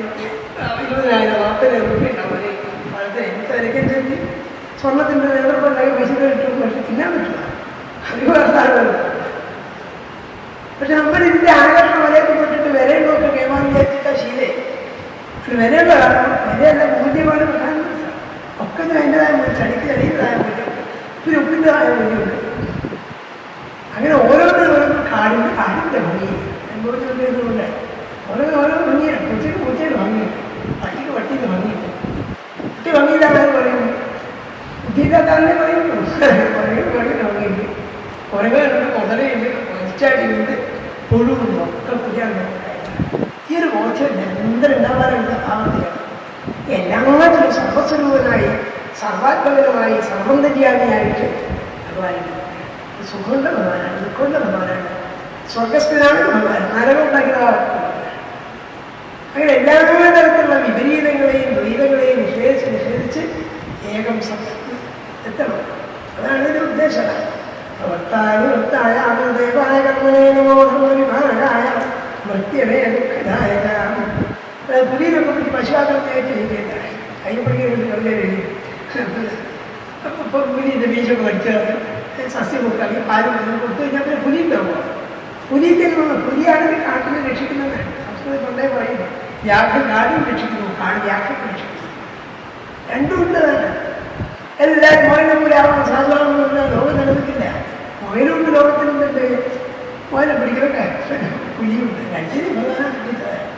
നമ്മുടെ ദൃഷ്ടിയിൽ നീങ്ങും ആ മോയിന് പച്ചപ്പുല്ലും തരത്തിൽ സാധനം കൊല്ലുന്നത് എന്തൊരു ക്രൂരതയാണ്. ഭഗവാൻ കൂട്ടിരുന്നല്ലോ, സങ്കടമൊന്നും അതെങ്കിലും അർത്ഥമില്ല. അങ്ങനെ സൃഷ്ടിച്ചതുകൊണ്ടാണ്. അതിനാരും വിരോധമൊന്നുമില്ല. നമ്മൾ പറഞ്ഞ വിരോധമൊന്നും പകവട്ടമൊന്നും ഇല്ലാറില്ല. അതിൻ്റെ ശരീര രക്ഷ അത് ചെയ്യും. രണ്ടും കൂടി അതോടെ നിലനിൽക്കുന്നത്. മാനുകളുണ്ട്, കാര്യങ്ങളുണ്ട്, രണ്ടുമുണ്ട് തുടങ്ങുന്നത്.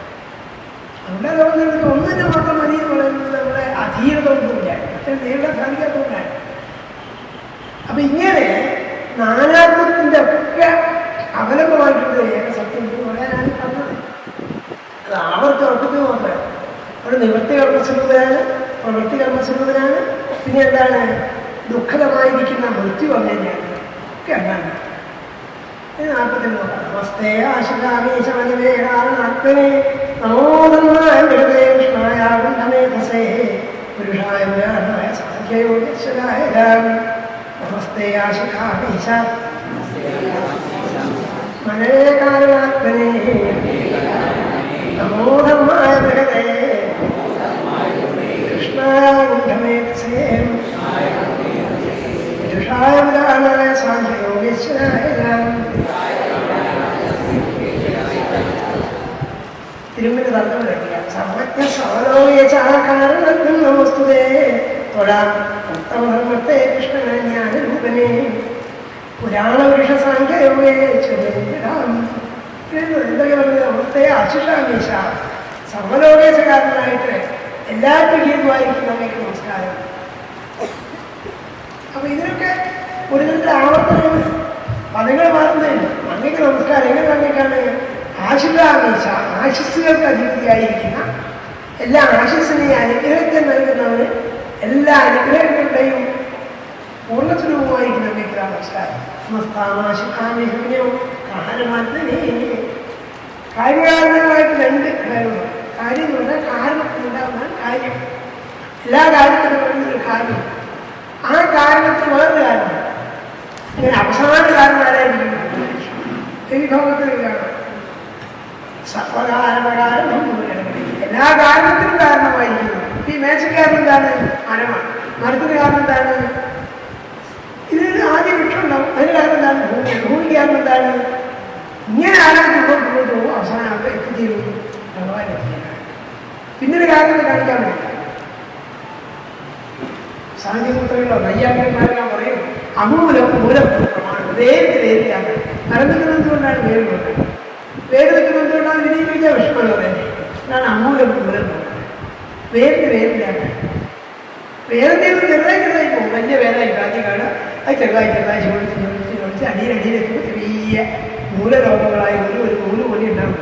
അങ്ങനെ ഏറ്റവും ദുർബലമായി തോന്നിക്കുന്ന ഈ മൂലരോഗങ്ങളാണ് വലിയ വൃക്ഷത്തെ താങ്ങി നിർത്തുന്നത്. വലിയ പേരല്ല മാത്രമല്ല, ഈ മൂലരോഗങ്ങളാണ് നീരുന്നതിന് വളവും ഇവർക്ക് നേരിട്ട് വെച്ചെടുക്കുന്നത്. വളരെ എത്ര വലിയതായ മരത്തിൻ്റെ വളരെ ശോഷിച്ച ഈ വേരുകളാണ് ഇതിൽ നിലനിൽക്കുന്നത്. അത്ഭുതമൊന്നുമില്ല. ഇപ്പൊ കാര്യകാരണ ബന്ധങ്ങള് നമ്മുടെ ബുദ്ധിക്ക് ഊഹിക്കാത്ത രീതിയിൽ അല്ലുണ്ട്. അതൊക്കെ വലിയതാണ്. പക്ഷെ വേറെന്താണ്? അതിന് കളിയതാണ്. വേറെ അടിയിൽ പോകും. ചെറുതായി പോയിട്ട് ഈ ചെറിയ മൂലരോഗങ്ങളാണ് ഓസ്മോസിസ് വഴിയൊക്കെ ഈ വെള്ളം വെച്ചിട്ടുണ്ട്. നിങ്ങൾ സ്കൂളിൽ പഠിക്കുന്ന ഓസ്മോസിസ് എന്നാൽ സാന്ദ്രത കൂടിയ ദ്രാവകങ്ങൾ സാന്ദ്രത പറഞ്ഞാൽ വെച്ചെടുക്കുന്നു. മരത്തിനുള്ളിൽ നീരില്ല. മരനീര് ഇതിനേക്കാൾ സാന്ദ്രതകളാണ്. അതെന്ത് ചെയ്യും? അത്ര സാന്ദ്രതയില്ലാത്ത വെള്ളത്തിൽ വെച്ചെടുത്ത് പാരാധാരത്തിൽ വൃക്ഷപ്പാനുണ്ട്. ചെറിയ പേരാണ്. വലിയ പേരുകളല്ല. അതിപ്പോൾ ഈ വലിയ പേര് വലുതായി കടിച്ചു തന്നെ ഈ ചെറിയ സാധനങ്ങളുണ്ടല്ലേ. അതെല്ലാം നേരിട്ട് വെള്ളത്തെ സ്വീകരിക്കുന്നത്. ഇങ്ങനെ ആലോചിച്ച് നോക്കിയാൽ എല്ലാ ചെറുതിനും ആണ് വലുതിനൊക്കെ അവിടെ പോയിരിക്കുന്നത്. ഇവിടേക്ക് വലുതാകാൻ വേണ്ടിയാണ് ശരീരത്തിനാണ്. ശരീരത്തിനാണ് പതിനായിരക്കണക്കിന് ഓടിക്കണമെന്ന ഈ കോശങ്ങളുടെ സമൂഹം കൊണ്ടാണ് ഈ ശരീരത്തിൽ. ഇങ്ങനെയൊക്കെ തിരിച്ചു മറിച്ച് ആലോചിച്ചാൽ ഈ പറഞ്ഞപ്പോൾ മനസ്സിലാവും. അതുകൊണ്ട് പറയാണ് ആശുരാമീശ എല്ലാ ആശുകൾക്കും എല്ലാ അനുഗ്രഹങ്ങൾക്കും അഭയമായിരിക്കുന്ന ഉത്ഭവസ്ഥാനമായിരിക്കുന്ന അവർക്ക് നമസ്കാരം. കാരണാത്മനെ എല്ലാവരും കാരണമായിരിക്കുന്നവനാണ്. ഇനിയോ മനവേ മനനശീലനാണ്. മനനേറ്റ ആലോചിക്കാം. പിന്നെയോ അങ്ങനെ നമസ്കാരം. ബൃഹത്തായിരിക്കുന്ന ധർമ്മസ്വരൂപനാണ്. അങ്ങേറ്റത്തെ ബൃഹത്തായിരിക്കുന്ന രൂപത്തോട് പ്രിയവനാണ്. അങ്ങനെയുള്ള അങ്ങേക്ക് നമസ്കാരം. പിന്നെ ഇങ്ങനെ ഓരോന്നോരോന്നായിട്ട് പറഞ്ഞിട്ട് പറയാണ് അങ്ങേക്ക് നമസ്കാരം. നമസ്കാരം എന്ന് പറയുന്നതാണ് പിന്നീട് നമസ്തേ ആശുരാമി സമരവേ കാരണാർത്ഥനേ നമോധർമായ ബൃഹതേ. ബൃഹത്തായിരിക്കുന്ന ധർമ്മസ്വരൂപനായ നമസ്കാരം. ഈ വാക്ക് ഒരിക്കലും ഭാഗവതത്തിലുണ്ട്. ഭാഗവതത്തിന്റെ സമാപിക്കുമ്പോഴാണ് ബൃഹത്തായ ബൃഹതേ പറഞ്ഞാൽ കൃഷ്ണായ അഗുണ്ഠമേധസ്. അഗുണ്ഠത്തെ കുണ്ഠതകളില്ലാത്ത അഗുണ്ഠമേധസേ. എല്ലാ തരത്തിലുള്ള അജ്ഞാനവും വികാരത്തിലും ദുഃഖവും നിരാകരിക്കപ്പെട്ട നിരസിക്കപ്പെട്ടതായ ആനന്ദസ്വരൂപനായിരിക്കുന്ന ജ്ഞാനസ്വരൂപനായിരിക്കുന്ന ആളാണ് അഗുണ്ഠമേധസ്. അങ്ങനെ നമസ്കാരം. വൈകുണ്ഠത വരുന്നത് അങ്ങനെയാണ്. വികുണ്ഠത ഇല്ലാത്ത, ഒരു കുണ്ഠതയില്ലാത്താണ്. വികടമായിരിക്കുന്ന കുണ്ഠതയാണ് വികുണ്ഠത. അങ്ങനെയുള്ള സ്വരൂപമാണ് വൈകുണ്ഠം. വൈകുണ്ഠത്തിലെത്താന്ന് പറഞ്ഞാൽ എന്താ അർത്ഥം? എല്ലാ തരത്തിലുള്ള വിപരീത ഭാവനകളും ദുഃഖവും അജ്ഞാനവും ഗുണവും ഇല്ലാണ്ടായിട്ട് സ്വസ്ഥനായി ശാന്തനായിരിക്കാൻ കഴിയുന്നതാണ് വൈകുണ്ഠത്തിലെത്തുക എന്നാണ് അർത്ഥം. അല്ലാതെ ഇവിടുന്ന് പറഞ്ഞു വീട്ടിൽ വീടുന്നല്ല. പുരാണത്തിൽ അങ്ങനെ ഉണ്ട്. വിമാനം വന്നിട്ട് കയറ്റി കൊണ്ടുപോയി കേൾക്കും നമ്മൾ വിചാരിക്കും. അതുകൊണ്ട് അതിനൊന്നും കേൾക്കാതെ തന്നെ എന്നെ പിടിച്ചു കൊണ്ടു വയസ്സില്ല. എനിക്കങ്ങനെ പോകണമെന്നില്ല. അവിടുത്തെ ശ്രുതി അതുകൊണ്ട് ഇരിക്കണമെന്നില്ല. ഇല്ലാണ്ടായി പോയി മേടിച്ചില്ല. അങ്ങനെയൊന്നും ഉണ്ടാവുന്ന വിചാരിക്കില്ല. ഒരു വിമാനം വരികയില്ല, നമ്മളിടത്ത് ജീവിക്കില്ല. പക്ഷെ എന്തായാലും എന്താണ് ഗുണം? മനസ്സിലെ കുണ്ഠകളൊക്കെ മനസ്സെന്ത് ചെയ്യും? സ്വതന്ത്രമായിരിക്കും. അതാണ് വൈകുണ്ഠം എന്ന് പറയുന്നത്. വിമാനത്തിൽ കയറ്റിക്കൊണ്ട് വിമാനത്തിന് ചില വ്യാഖ്യാതാക്കൾ പറയുന്നത് വിമാനം എന്ന് പറഞ്ഞാൽ തന്നെ വിഗതമായിരിക്കുന്ന മാനമാണ്. എല്ലാ അഭിമാനം ഇല്ലാണ്ടാവുന്ന ഭാഗവത കേട്ടാലേ അതെന്തെങ്കിലും കൃഷ്ണ ഇത്ര കാലത്തിൽ എന്ന് ഞാൻ വിചാരിച്ചില്ല. അഭിമാനം നമ്മളേക്ക് അഭിമാനം കേരളമാണ്. എല്ലാ അഭിമാനം ഇല്ലാണ്ടാവുക ഭാഗവത കേട്ടാണ്ടാവുക. അഭിമാനശൂന്യ എന്നൊക്കെ യോഗിമാരെ വർണ്ണിക്കുന്നില്ല. നമ്മളേക്കും ഞാൻ ഇന്നയാളാണ്, ഇന്ന പേരുള്ളവനാണ്, ഇന്ന ജാതിക്കാരനാണ്, ഇന്ന ശമ്പളം പറഞ്ഞ ആളാണ്, ഇന്നയാൾ ഭർത്താവായിട്ടുണ്ട്, ഇന്നയാൾ ഭാര്യയായിട്ടുണ്ട്. ഇതൊക്കെയുള്ള കേരളത്തിലാണ്. ഇങ്ങനെയുള്ള ഈ ബാഹ്യമായ വിശേഷങ്ങളും ആലഭാരങ്ങളും മുഴുവൻ ഒഴിഞ്ഞിട്ട് സ്വതന്ത്രമായി തീരുക. ആ ഭാഗവതത്താണ് ഇവിടെ എല്ലാ ബന്ധവും ഇല്ലാണ്ടാവും. അതാണ് ആരായിട്ട് വിമാനത്തിൽ വരുന്ന പറഞ്ഞാൽ എല്ലാ മാനവും ഇല്ലാണ്ടാവും. അതുകൂടിയാണ് ഇല്ലാത്ത. അവിടെ അഭിമാനശൂന്യനായി തീരാനാണ് നിങ്ങൾ ശ്രമിക്കുന്നത്. അഭിമാനം നിലനിർത്താനല്ല. അഭിമാനം മുഴുവൻ ശരീരമായിട്ട് ബന്ധപ്പെട്ടതല്ല. ഈ ശരീരാഭിമാനങ്ങളാണ് ബന്ധനത്തിന് മുഴുവൻ കാരണമായിട്ട് നമ്മളെ പുറകിലേക്ക് താഴേക്ക് പിടിച്ചു വെച്ചുകൊണ്ടിരിക്കും. ഒക്കെ വിട്ടിട്ട് എന്ത് ചെയ്യും? അഭിമാനം വരുന്നു പറഞ്ഞേ നമ്മൾ ഈ നേരത്തെ ഇല്ലാണ്ട് ആവശ്യമില്ല. അഭിമാനം വന്നിട്ട് വിചാരിക്കട്ടെ. ഒരു വിമാനം വരുന്നില്ല, വേണ്ട കാര്യമില്ല. നിങ്ങൾ എവിടെ ഇരിക്കുന്നു ആണോ വരുന്നത്? അല്ല സ്വർഗത്ത് ബോധത്തിരിക്കുമ്പോൾ ഇരുന്നുകൊണ്ട് നിങ്ങൾക്ക് ഉള്ളിലെ ആശങ്കയും നിശങ്കകളും മറ്റൊരു പറ്റിയ വിരോധമൊക്കെ ഉണ്ടെങ്കിൽ സുഖമുണ്ടാവും. മനസ്സ് സ്വന്തമായിരിക്കും. അപ്പോൾ നിങ്ങൾ വൈകുന്നില്ല. അപ്പോൾ കൈലാസനാണ് പറയാം, സ്വർഗത്തിനാണ് പറയാം. അല്ലാതെ സ്വർഗത്ത് പറയുമ്പോൾ വൈകുണ്ഠം എന്ന് പറയുന്നൊരു സ്ഥലവിശേഷമല്ല, മനോഭാവത്തിന് സവിശേഷമായിരിക്കുന്ന ഒരു സ്ഥിതിയാണ്. അതുകൂടി അറിയണം. അതുകൊണ്ടാണ് പാടുക. നമസ്തേ ആശുകാമി ശമനവേ കാരണത്തനേ നമോധമായ ബലതേ കൃഷ്ണായ ആഗുണ്ഠമേധസേ.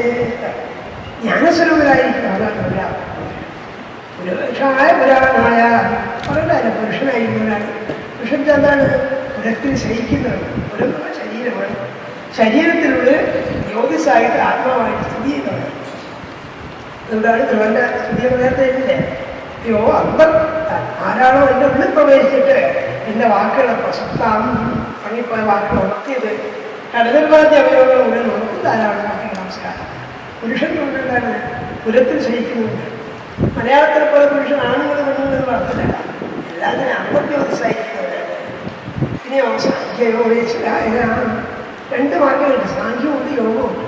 സാഖ്യം എന്ന് പറഞ്ഞാൽ പരമതത്വ പ്രതിപാദകമായിരിക്കുന്ന ഒരു ഭാഗമാണ് സാഖ്യം. ഭഗവത്ഗീതയിൽ സാഖ്യയോഗം എന്ന് പറയുന്നതുകൊണ്ടാണ് സാഖ്യത്തെ ഉപദേശിക്കുന്നത്. അത് പ്രാപിക്കാനുള്ള വഴിയെ വേദിക്കുന്നതാണ് യോഗം. ചുരുക്കത്തിൽ പറയാം, അതാണ് സാഖ്യയോഗം. സാഖ്യയോഗം എന്ന് പറയാം. സാഖ്യം എന്ന് പറഞ്ഞാൽ സാഖ്യത്തെക്കുറിച്ചുള്ള ധാരണകൾ. സാഖ്യം എന്ന് പറഞ്ഞാൽ സംഖ്യയായിട്ട് ബന്ധപ്പെട്ടെന്നൊരു അർത്ഥമുണ്ട്. കാരണം 24 തത്വങ്ങൾ കൊണ്ടാണ് ലോകം സൃഷ്ടി ഉണ്ടായിരുന്നത് പറയുന്നതാണ് ഒരു തരത്തിൽ സാഖ്യം. മറ്റെന്താണ്? പരമ പുരുഷപ്രദമായിരിക്കുന്ന പരമാർത്ഥ തത്വ നിരൂപണമാണ്.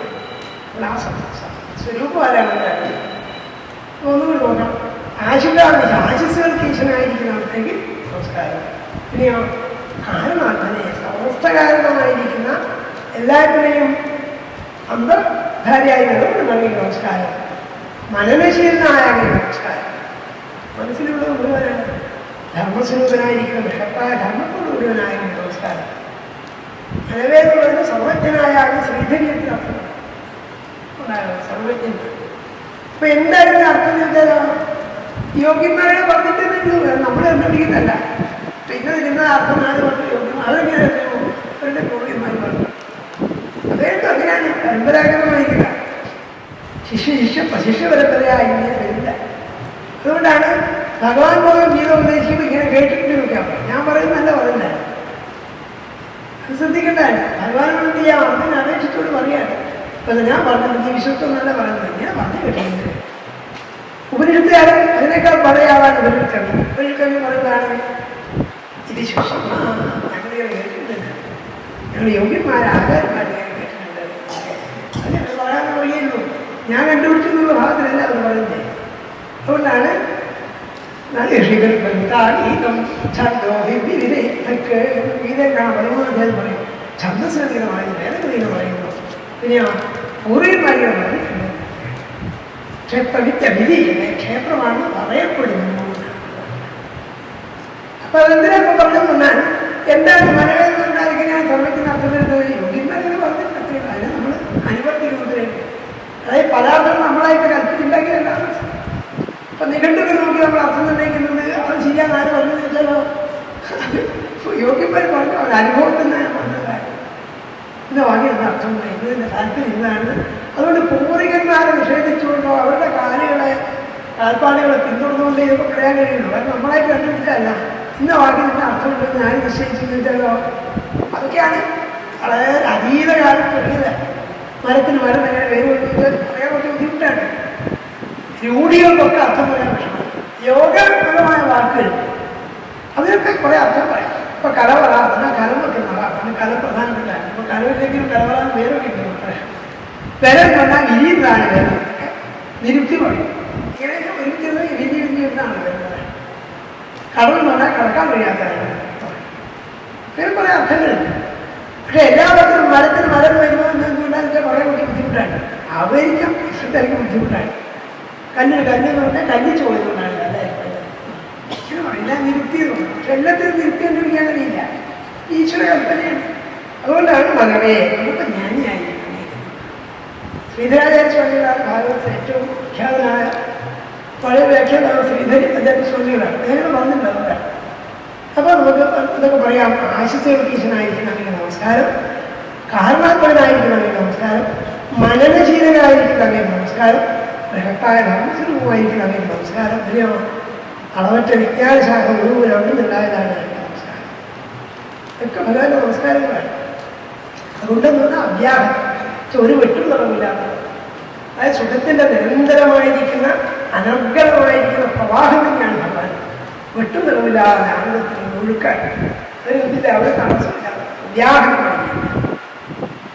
അങ്ങനെയുള്ള ഭഗവാന്റെ നമസ്കാരം. ഞാൻ പറഞ്ഞാൽ നമ്മുടെ സമയം പരാതുകൊണ്ടാണ്. 43 നോക്കാം. ശക്തിത്രയസമേതായ മീനുഷേകങ്ങളാത്മനെ ചേതാകൂതിരൂപമായ റോമാചോ വിഭൂതയേ. ശക്തിത്രയസമേതായ മീനുഷേകങ്ങളാത്മനെ ചേതാകൂതിരൂപായ നമോ വാചോ വിഭൂതയേ. ഇവിടെയൊക്കെ പ്രത്യക്ഷത്തിലാണ് നമസ്കാരം വീട്ടിൽ പറയാൻ. ശക്തിത്രയസമേതായ 3 ശക്തികൾ ഒരുത്തനായ, ശക്തികളോട് കൂടിയവനായ. സമയം സാമാന്യമായിട്ട് പറയുന്ന അർത്ഥമാണ് കൂടിയത്.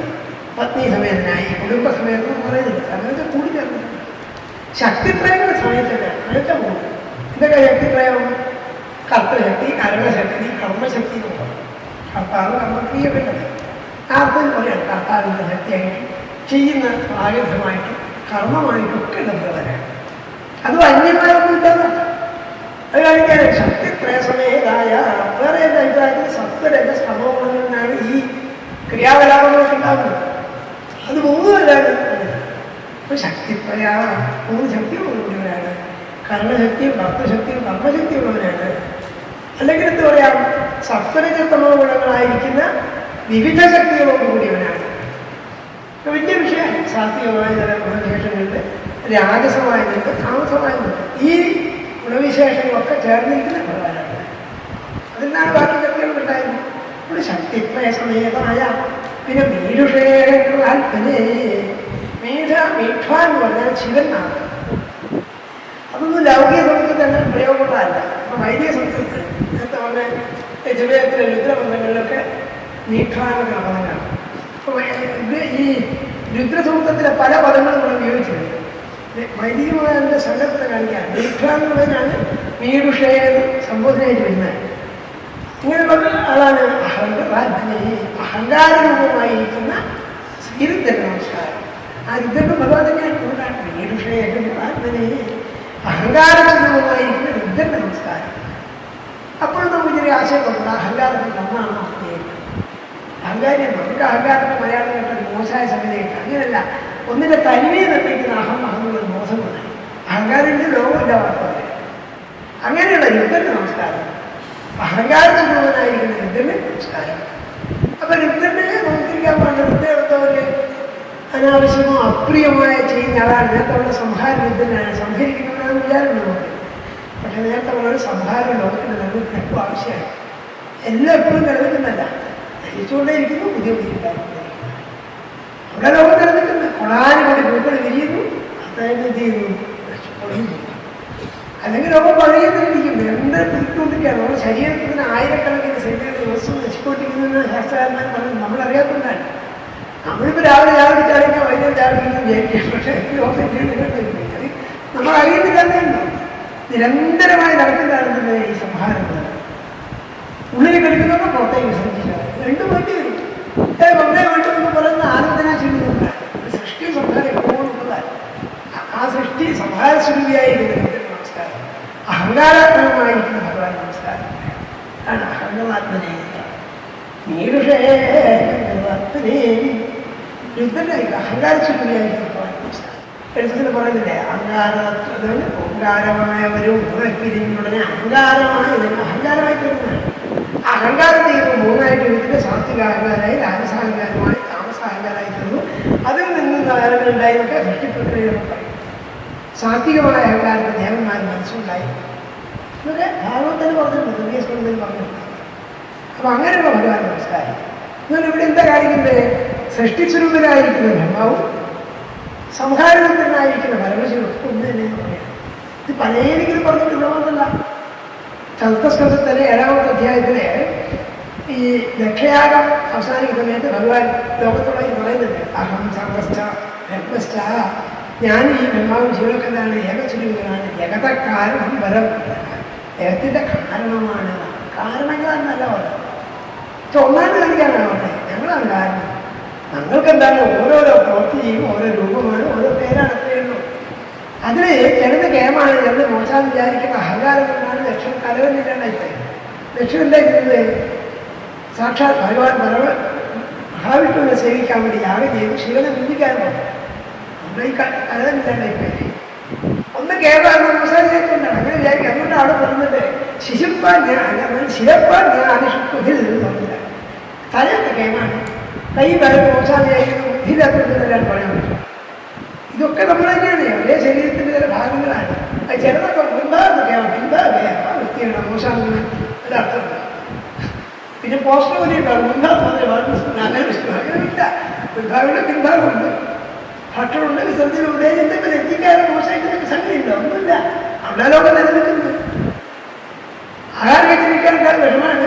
വിസർജനമില്ലെങ്കിൽ അനുഭവിച്ചൊക്കെ അറിയാം, കഷ്ടപ്പാടുകളെ പിന്നെ ബുദ്ധിമുട്ടാണ്. അപ്പോൾ ഇതൊക്കെ രണ്ടും ഒരേ സമയം നടക്കുന്നതാണ്. അവിടെ അഹങ്കാരത്തിന്റെ സ്വരൂപമായിരിക്കുന്നവരാണ് ഭഗവാൻ തന്നെ. നിരന്തരമായിരിക്കുന്ന ഈ ദ്വന്ദ്വങ്ങളുടെ വിപരീതത്തിൽപ്പെട്ട ലോകം നടത്തുന്നുണ്ട്. എന്തൊക്കെ സൃഷ്ടിക്കപ്പെട്ടിട്ടുണ്ടോ അതൊക്കെ എന്ത് ചെയ്യുന്നു? കാലം നിർത്തി ഇല്ലാണ്ടാവുകയും ചെയ്യുന്നു. വേണ്ടു നമ്മൾ ചെറിയൊരു കാലം മാത്രം ജീവിക്കുന്നതുകൊണ്ടാണ് പ്രപഞ്ചത്തിന് വലിയ കട്ടായി പോയിരുന്നത്. വളരെ ദീർഘമായ കാലം ആലോചിച്ച് നോക്കിയാൽ ഇതൊക്കെ നന്മയൊന്നുമില്ല. നമ്മൾ ജീവിക്കുന്ന 10-100 കൊല്ലം ജീവിച്ചാൽ തന്നെ ഈ പ്രപഞ്ചത്തിന് മൊത്തം ആയുസ്സായി എത്തി ചോദിച്ചാൽ വളരെ ചെറിയ സമയമുള്ളൂ. ഒരു സെക്കൻഡ് സമയം നമ്മൾ ജീവിക്കുന്നത് വാസ്തവത്തിൽ നമുക്ക് വലിയ കാര്യമാണെന്ന് തോന്നാണ്. എന്നോട് പറഞ്ഞു ഞാൻ 10 വയസ്സായി, ഞാൻ ഇതൊക്കെ കണ്ടതാണ് നോക്കില്ല, എന്തിനാണ് കാണാത്ത ആദ്യം അതിനാണ് സ്വാഭാവികം കാണാൻ തന്നെ അധികമുള്ളത്. കാൽസാരകൾ പറയുന്ന 1379 കോടി വർഷമായി കൊണ്ടുണ്ടായിട്ടില്ല. നമുക്ക് സങ്കല്പിക്കാനോ ഇത്രയും കോടി വർഷങ്ങൾ ഒരു മനുഷ്യൻ ജീവിക്കുന്നുണ്ടായിരുന്നു ആളെ 10 പരമാവധി വളരെ തിരി തന്നെയാണ്. മനുഷ്യനാണ് ലോകത്തിൽ ഏറ്റവും കൂടുതലുണ്ടായിരുന്നത്. അത് ഈ സാർവജനീയമായ പുറത്ത് സങ്കല്പിച്ച് കഴിഞ്ഞാൽ കഴിഞ്ഞ രാത്രി 12 മണിക്കാണ് സൃഷ്ടി പൂർത്തിയായതെങ്കിൽ മനുഷ്യരുണ്ടായത് 11:56 ശേഷമാണ് ശാസ്ത്രജ്ഞർ 4 മിനിറ്റായിട്ട് ബാക്കി പരിപാലനങ്ങൾക്ക് എത്രയും മുമ്പുണ്ടായിരുന്നു. അവരാണ് ഈ ലോകം മുഴുവനെ. എനിക്ക് നമ്മൾ മുമ്പ് പറഞ്ഞത് അതൊക്കെ നമ്മൾ പിടിച്ചെടുത്തിട്ട് പ്രവേശനക്കാർക്കും ആധാർ കാർഡുണ്ടെങ്കിൽ എന്റേതാണ് കടക്കെടുത്ത് പറഞ്ഞിട്ട് പട്ടിനെ കുറിച്ചിട്ട് കഴിച്ചു പിടിക്കുകയാണ്. എന്റേതാന്ന് പറയാം. അവരുടേതായിരുന്നു ലോകം മുഴുവനെ. പക്ഷികളുടെയും പറവകളുടെയും പാമ്പുകളുടേതായിരുന്നു ലോകമുണ്ട്. അവർക്കിതൊന്നുമില്ല. ഒരിക്കത്തെ കളത്തിന് കണ്ടുപിടിച്ചിട്ടില്ല. നമ്മൾ ഈ കാപ്പ് കണ്ടുപിടിച്ചു, എഴുത്ത് കണ്ടുപിടിച്ചു, എന്നിട്ട് ആധാരം ഉണ്ടാക്കി വെച്ചിട്ട് എന്റേതാണ്, എൻ്റെ കാവാണ്, എൻ്റെ മാവാണ് കൊണ്ടുപോകാൻ പറഞ്ഞാൽ പക്ഷികളുടെ കത്തുകൾ പറഞ്ഞാൽ കൂട്ടാണ്. നമ്മളതിന് കൊല്ലുന്നു, വെടിവെച്ച് നോക്കുന്നു, അല്ലെങ്കിൽ കെണിയിട്ട് പിടിക്കാൻ നോക്കുന്നു. ഒക്കെ ശത്രുക്കളാണ് വിചാരിക്കുന്നു. ഒരു കഷ്ടമാണ്. അവരുതായതൊക്കെ ലോകം മുഴുവൻ അവരുതാണ്. ഭൂമിയുടെ അവകാശത്തിന് പറയണം. വൈക്കമ്പദേശികളും പറയുന്നത് താല്പര്യമില്ല. ഭൂമിയുടെ അവകാശം ആരാണ്? ഈ സർവ്വജീവനായിരുന്നതാണ്. നമ്മൾ മാത്രമല്ല. പക്ഷെ നമ്മൾ അഹങ്കാരം നമ്മളതാണ്. അപ്പൊ ഇതൊക്കെ ആലോചിച്ച് ഈ പറയുന്നതൊക്കെ എടുത്ത് മനസ്സിലാവും. അതുകൊണ്ട് ഇതിൽ നിന്നാണ് ലോകം മുഴുവൻ ഉണ്ടായിട്ടുള്ളത്. യഥാർത്ഥം പറഞ്ഞാൽ ഇതൊക്കെ ആലോചിച്ച് കഴിഞ്ഞാൽ ദുഃഖിക്കാൻ ഒന്നുമില്ല. എല്ലാവരും പലർക്കും നശിക്കുന്നില്ല. നിരന്തരം ശ്രദ്ധിച്ചുകൊടുക്കില്ല. ഇങ്ങനെ ഉണ്ടാവാൻ നിലനിൽക്കാതെ നശിക്കാതെ നിരന്തരമായ പ്രവാഹമാണ് ഈ സംസാരം. നിരന്തരമായ പ്രവാഹം. അത് ദുഃഖിക്കാറില്ല. പക്ഷെ നമ്മൾ കുറച്ചേ ദുഃഖിക്കുന്നു. നമ്മൾ അതിൻ്റെ അർത്ഥമൊന്നും കണ്ടിട്ടില്ല. അതുകൊണ്ട് ഇത് ന്യായാന്യായം നമുക്ക് അറിയില്ല. ഇപ്പോൾ 10-150 എപ്പിസോഡുകളായുള്ള സീരിയലിൽ കഷ്ടം മാത്രം കണ്ടായിരുന്നു മനസ്സിലാവും. അപ്പോൾ അതിന് കഥാപാത്രങ്ങൾ എന്തിനാണ് ദുഃഖിക്കുന്നതെന്നോ എന്തിനാണ് ക്രോധിക്കുന്നതെന്നോ ഇവർ മറ്റുള്ളവർ എന്തിനാണ് അങ്ങനെ ചെയ്യുന്നത് നമുക്ക് മനസ്സിലാവില്ല. അതിനെപ്പോഴത്തെ കഥ നമ്മൾ കണ്ടിട്ടില്ല. അതുകൊണ്ടാണ് ഇവരെന്താ നമുക്ക് അറിയില്ല. നമുക്ക് അപ്പോൾ ഏതൊക്കെ കഷ്ടം കണ്ടിട്ടേ ഇങ്ങനെ ചെയ്യാൻ പാടുള്ളൂ യൂസ് അതിനെ അറിയാത്തതുകൊണ്ടാണ്. വരാമെന്ന് നമ്മൾ അറിയുന്നില്ല. നമ്മൾ കുറഞ്ഞ സമയത്ത് കാണുന്നില്ല. നമുക്ക് അത്ഭുതപ്പെടുന്നതുകൊണ്ടാണ്. അത്ഭുതത്തിൻ്റെയും ആക്രോശത്തിൻ്റെയും ആനന്ദത്തിൻ്റെയും ഒക്കെ കാരണം എന്താണ്? ഈ അറിവില്ലായ്മ. അപ്പോൾ അറിവിൻ്റെ ഈ സംഗീതമായ അത്യന്ത സംഗീതമായ പരിമിതത്വമാണ്. നമുക്ക് അറിയാനാണ് പറയുന്നത്. അതുകൊണ്ട് അങ്ങനെ ആരാണ് അവിടെ വീടുഷേവങ്ങൾ ആത്മനെ തൊഴാം ശക്തിത്രയുഗനും അഹംഭാരൂപിതുകട്ടെ തൊഴാം ജ്ഞാനക്രിയാരൂപനായ വേദസ്വരൂപനെ. അതുകൊണ്ട് ആരും കൂടെയാണ് വെച്ചത് ആകൂതി രൂപമായ മനോഭാവങ്ങളൊക്കെ ഉണ്ടായിരിക്കുന്നത്. ആകൂതി എന്ന് പറഞ്ഞാൽ എന്താണ്? ജ്ഞാനക്രിയാരൂപനായിരിക്കുന്ന ഭഗവാൻ. ആകൂതിയൊക്കെ പഴയ വാക്കുകളാണ്. ഞങ്ങളുടെ മനസ്സ് ഗുരുവായിരിക്കട്ടെ എന്നൊക്കെ വേദത്തിൽ പറയുമ്പോൾ സമാനീക ആകൂതി സമാന അഗ്രഹ അരിവാഹ ഋഗ്വേദത്തിൽ ഒരുപാട് വാക്കാണ്. അവിടെയൊക്കെ ഞങ്ങളുടെ മനോഭാവം ഒരുപോലെ ആയിരിക്കട്ടെ, ഞങ്ങൾ ഒരുമിച്ചടക്കട്ടെ. സംഘർഷം സമ്പദം ഒക്കെ വേദം പ്രാർത്ഥിക്കുന്നില്ല. ഞങ്ങൾ ഒരുമിച്ചടക്കാൻ വേണ്ടിട്ടെ. ഞങ്ങളുടെ മനോഭാവം എന്നിട്ട് ഒരുപോലെ ആയിരിക്കട്ടെ. സമാനീക ആകൂതി സമാനാഹൃദയായി ആ ഹൃദയം ഒരുപോലെ ആയിരിക്കട്ടെ. അതാണ് ആകൂതി. ചേത ആകൂതി രൂപായ ഏത്തിന് ആകൂതി രൂപമാണ്. നമോ വാചാവിഭൂതയെ. എല്ലാ വാക്വിശേഷങ്ങളും പദോലങ്കാരങ്ങളുമായി നമസ്കാരം. വാക്ശക്തിയായിരിക്കുന്നതാണ്. ഒരു ജ്ഞാനക്രിയാശക്തി രൂപമായിരിക്കുന്ന അങ്ങേക്ക് നമസ്കാരം. പിന്നെയോ വാങ്മയ വിഭൂതികൾ കുറവിടമായിരിക്കുന്ന അങ്ങേക്ക് നമസ്കാരം. വാങ്മയത്തെ വാക്കുണ്ട്. വാക്ക് ഭഗവാനാണ്. അക്ഷരസ്വരൂപം എന്ന് പറയുന്നുണ്ട്. നശിക്കാത്തതാണ് അക്ഷരം എന്ന് പറയുന്നത്. ക്ഷരം എന്ന് പറഞ്ഞാൽ നശിക്കില്ല. അക്ഷരമാണ് പറയുന്നത്. അക്ഷരബ്രഹ്മമാണെന്ന് പറയുന്നതുകൊണ്ടാണ്. അതുകൊണ്ട് അവരെന്ന് പറയുന്നത് ഓങ്കാരത്തിനാണൊക്കെ അടങ്ങിയിരിക്കുന്നത്. ഓങ്കാരത്തിൻ്റെ വ്യാഖ്യാനമാണ് ലോകം മുഴുവൻ. തസ്യ വ്യാഖ്യാനം ഭഗവാന്റെ ഓങ്കാര സ്വരൂപമാണ്. അതിൻ്റെ യോഗത്തിൽ പറയുന്നത് തസ്യവാചക പ്രണവ. അവൻ്റെ നാമം പ്രണവമാണ്. ആ പ്രണവത്തെ എന്ത് ചെയ്യൂ? അർത്ഥബോധത്തോടുകൂടി ജപിക്കൂ എന്ന് പറയുന്നത്. ഭഗവാന്റെ പ്രണവ സ്വരൂപമാണ്, അക്ഷരസ്വരൂപമാണ്. ഇങ്ങനെയുള്ള വജോയൂതികൾക്ക് അവലംബമായിരിക്കുന്ന അങ്ങേക്ക് നമസ്കാരം. ശക്തിപ്രേസമേതായാമേ വിഷയനെ ചേതാകൂതിരൂപായ നമോ വാചോഭൂതേ. ഭഗവാൻ കൊണ്ടാണ് വാക്ക് കൊടുക്കുന്നത്. ഭഗവത്സ്വരൂപമാണ് വാക്കുകൾ. അവിടെ വാക്ക് ദുരുപയോഗം ചെയ്യരുത്, വാക്കിനെ വ്യഭിചരിക്കരുത്. വ്യഭിചരിക്കരുത് തെറ്റായി ഉപയോഗിക്കാൻ വാക്ക് വരാൻ ഭഗവാനാണ്. പരോവിഭൂതികളായിരിക്കും ഭഗവാൻ. ശരീരത്തിൻ്റെ എല്ലാ പ്രകടനങ്ങളും എല്ലാ ക്രിയാശക്തികളും ഭഗവാന്റെ പ്രകടനമാണ്. ഈ ബോധ്യത്തോടുകൂടി ജീവിക്കുമ്പോൾ ചെയ്യുമ്പോൾ നമ്മുടെ വാക്ക് വളർത്തി ചീത്തയായി പോയില്ല. കാരണം ഭഗവത്സുലഭമായിരിക്കുന്നതിനെ ദുരുപയോഗം ചെയ്യരുത്, അതിന് അന്യായമായി ഉപയോഗിക്കുന്ന ബോധം നിരന്തരമായി ഹൃദയത്തിലുള്ള. അതിനുവേണ്ടി ഇതൊക്കെ അറിയട്ടെ. ബാക്കി ഓരോ ഇന്ദ്രിയത്തിലും ദേവന്മാർ അധിഷ്ഠാനം ചെയ്തിട്ടുണ്ട്. ഒരിടത്തിലും പുരാണങ്ങളിലൊക്കെ ഉണ്ട്. കണ്ണിന് ദേവനായിട്ട് സൂര്യനാണ് എന്ന് പറയുന്നില്ലേ, ഭാഗവത്തിലെ കാണാം. ഓരോന്നിനും ഓരോന്നുണ്ടെന്ന്. പായിൽ വയ്ക്കുന്ന മിത്രനാണ്, ലിംഗത്തിൽ വയ്ക്കുന്ന ബ്രഹ്മാവാണെന്ന് ഭാഗവത്തിലെ പറഞ്ഞിട്ടുണ്ട്. അതുകൊണ്ട് ഭഗവാൻ സൃഷ്ടിക്കുന്നു എന്ന് പറഞ്ഞാൽ ഭഗവാൻ തന്നെ ലിംഗത്തിൽ നിന്നിട്ട് ബ്രഹ്മസ്വരൂപനായി ജീവജാലങ്ങളെ സൃഷ്ടിക്കുന്നില്ല. ജനങ്ങളെ കൊണ്ട് ജനങ്ങളെ സൃഷ്ടിച്ചിട്ടുണ്ട്, അമ്പതിനെ കൊണ്ട് കൊല്ലിക്കുന്നു എന്ന് ഭഗവാൻ പറഞ്ഞില്ല. ദീർഘത്തിലാണ് പറഞ്ഞില്ലേ, ആരെയും മൃത്യുനം ഭഗവാൻ ഭഗവാൻ എന്ത് ചെയ്യുന്നു? ജനങ്ങളെ കൊണ്ട് ജനങ്ങളെ സൃഷ്ടിച്ചിട്ട് അമ്പതിനെ കൊണ്ട് കൊല്ലിക്കുന്നില്ല. കൊല്ലാങ്ങളെ ഇഷ്ടമില്ല, സൃഷ്ടിക്കാനേ അവകാശമില്ല. മക്കളാണ് ഞാൻ സൃഷ്ടിക്കാന്ന് കൊല്ലാൻ പറ്റില്ല. ഒരു കാരണത്തിന് നിയമമില്ല. സ്വന്തം മക്കളാണ് കൊല്ലാൻ പറ്റില്ല. ജനിപ്പിക്കാതെ ജനയെ ആരെയും ഇതൊക്കെ ചെയ്യുന്ന പോലെ അവിടെയാണ് ബ്രഹ്മാവ് സൃഷ്ടിക്കുന്നത് പറയുന്നത്. അല്ലാതെ ബ്രഹ്മാവ് ഈ പിന്നെ പശു കലമുണ്ടാക്കി പോലെ മെനഞ്ഞെടുത്തുന്നല്ല, മനുഷ്യനെ കൊണ്ട് സൃഷ്ടിപ്പിക്കുന്നു. അതാണ് ലിംഗത്തിൽ തന്നെ ഇരിക്കുന്നു എന്നുള്ളതല്ല. അതുകൊണ്ട് സൃഷ്ടിസ്വരൂപനായിരിക്കുന്ന ഭഗവാനാണ്, മതോവിലാസങ്ങളുടെ ഭഗവാനാണ്, ആകൂതികളുടെ സങ്കല്പങ്ങളുടെ ഭഗവാനാണ്. മനസ്സിലാണ് സങ്കല്പം, ശരീരത്തിലാണ് ക്രിയകളൊക്കെ, വാക്ക് വേറെ വാഗിന്ദ്രത്തിലുള്ള പുറപ്പെടുന്നതാണ്. ഇങ്ങനെ വജോവിഭാതിയായിട്ടും ക്രിയാശക്തിയായിട്ടും ജ്ഞാനശക്തിയായിട്ടും ഒക്കെയുള്ള ഭഗവാന്റെ നമസ്കാരം. ഇങ്ങനെ ഓരോന്നും പറയാം. ശക്തിയാണ് 3 ശക്തികൾ. വാക്കിൻ്റെയും മനസ്സിൻ്റെയും ശരീരത്തിൻ്റെയും ഒക്കെ ആവശ്യമുണ്ട് ലോകത്തിന്. ഒന്നും മാത്രമല്ല, ഒക്കെ കൂടിയാണ് ചെയ്യുന്നത്. ലോകം പൂർണ്ണമാകും. പലത് എന്നിട്ടാണ് പൂർണ്ണമാകുന്നത്. ഏതെങ്കിലും ഒന്നും കൊണ്ട് ബുദ്ധിയൊക്കെ കേരളത്തിൽ ബുദ്ധിയൊക്കെ ഒന്നുണ്ടായാൽ മതി. അതാണ് ഗുരുതത്വത്തില് ബ്രാഹ്മണൻ മുഖത്ത് നിന്നുണ്ടായി എന്ന് പറയുന്നതിന് അർത്ഥം. തലവെള്ള കേമാണ്, തലവത്തുണ്ടായാൽ മതി. തല നേരെ നിൽക്കണ കാലിനെല്ലാം ഉറപ്പുള്ള ഇത് ചെളിയിൽ പോയിട്ട് വിളിട്ട് പോകും. അപ്പൊ കാലാണ് കാണുന്നത് ശുദ്ധി എന്ന് പറഞ്ഞാൽ ആൾ അപമാനിക്കാറില്ല. ആ വിശാല ബോധമില്ലാത്തതുകൊണ്ട് ആൾ തെറ്റിദ്ധരിക്കുന്നത്. കാലാണ് നമ്മൾ നിയന്ത്രിക്കുന്നത്. ചെടിയിൽ വെക്കുന്ന കാലാണ് എന്ത് ചെയ്യുന്നത്? തല ചെടിയിൽ വിടാതെ രക്ഷിക്കുന്നത്. കാല് തന്നിട്ടുണ്ടെങ്കിൽ തലയെ കൂടി ചെടിയിലാവില്ലേ? അതുകൊണ്ട് ആ കാലിനോട് നിന്നുണ്ടാവാൻ പാടില്ല. കാലെന്ത് വൃത്തിയിട്ട് ചെടിയിൽ വെക്കുന്ന കാര്യം തല വിളിക്കുന്നു പറഞ്ഞാൽ വല്ല അർത്ഥം. തല ചെടിയിൽ വിടാൻ വിളിക്കുന്നത് കാലിനോണ്ടാണ്. അപ്പൊ അവരോട് കാലിന് വേണം, അവരോട് ആ ബഹുമാനം വേണം കൂടി അവരെന്ന് പറഞ്ഞിടത്തേ. ലോകത്ത് താഴെ നിൽക്കുന്ന ശുദ്ധിക്ക് വൈശിരിക്കുകയാണ്. തുടകളുടെ ഉറപ്പിനനുസരിച്ചാണ് ജീവിതത്തെ താഴെ നിർത്തുന്നത്.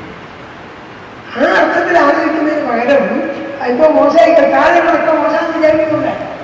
താഴെയുള്ള മേലെയുള്ളത് ഒക്കെ മുമ്പ് വന്നിട്ടുണ്ട്. ഒരാൾ മേലെ വരുന്നതുകൊണ്ടാണ്, ഒരാൾ താഴെയുള്ളതുകൊണ്ടാണ്. അപ്പോൾ താഴെയുള്ളവരോട് നിന്ദയോ പരിഹാസമോ ഒന്നും പാടില്ല. അതിനുള്ളത് അതിനോട് ഇപ്പം അച്ഛനാകുന്നത് എന്തുകൊണ്ടാണ്? മക്കളുകൊണ്ടാണ്. വേർഡ്സ് ഓഫ് ഇംഗ്ലീഷിലെ വേർഡ്സ് ഓഫ് പറയുന്നുണ്ട്, child is the father of മാൻ. കുട്ടികളാണ് രക്ഷിതാക്കന്മാർ.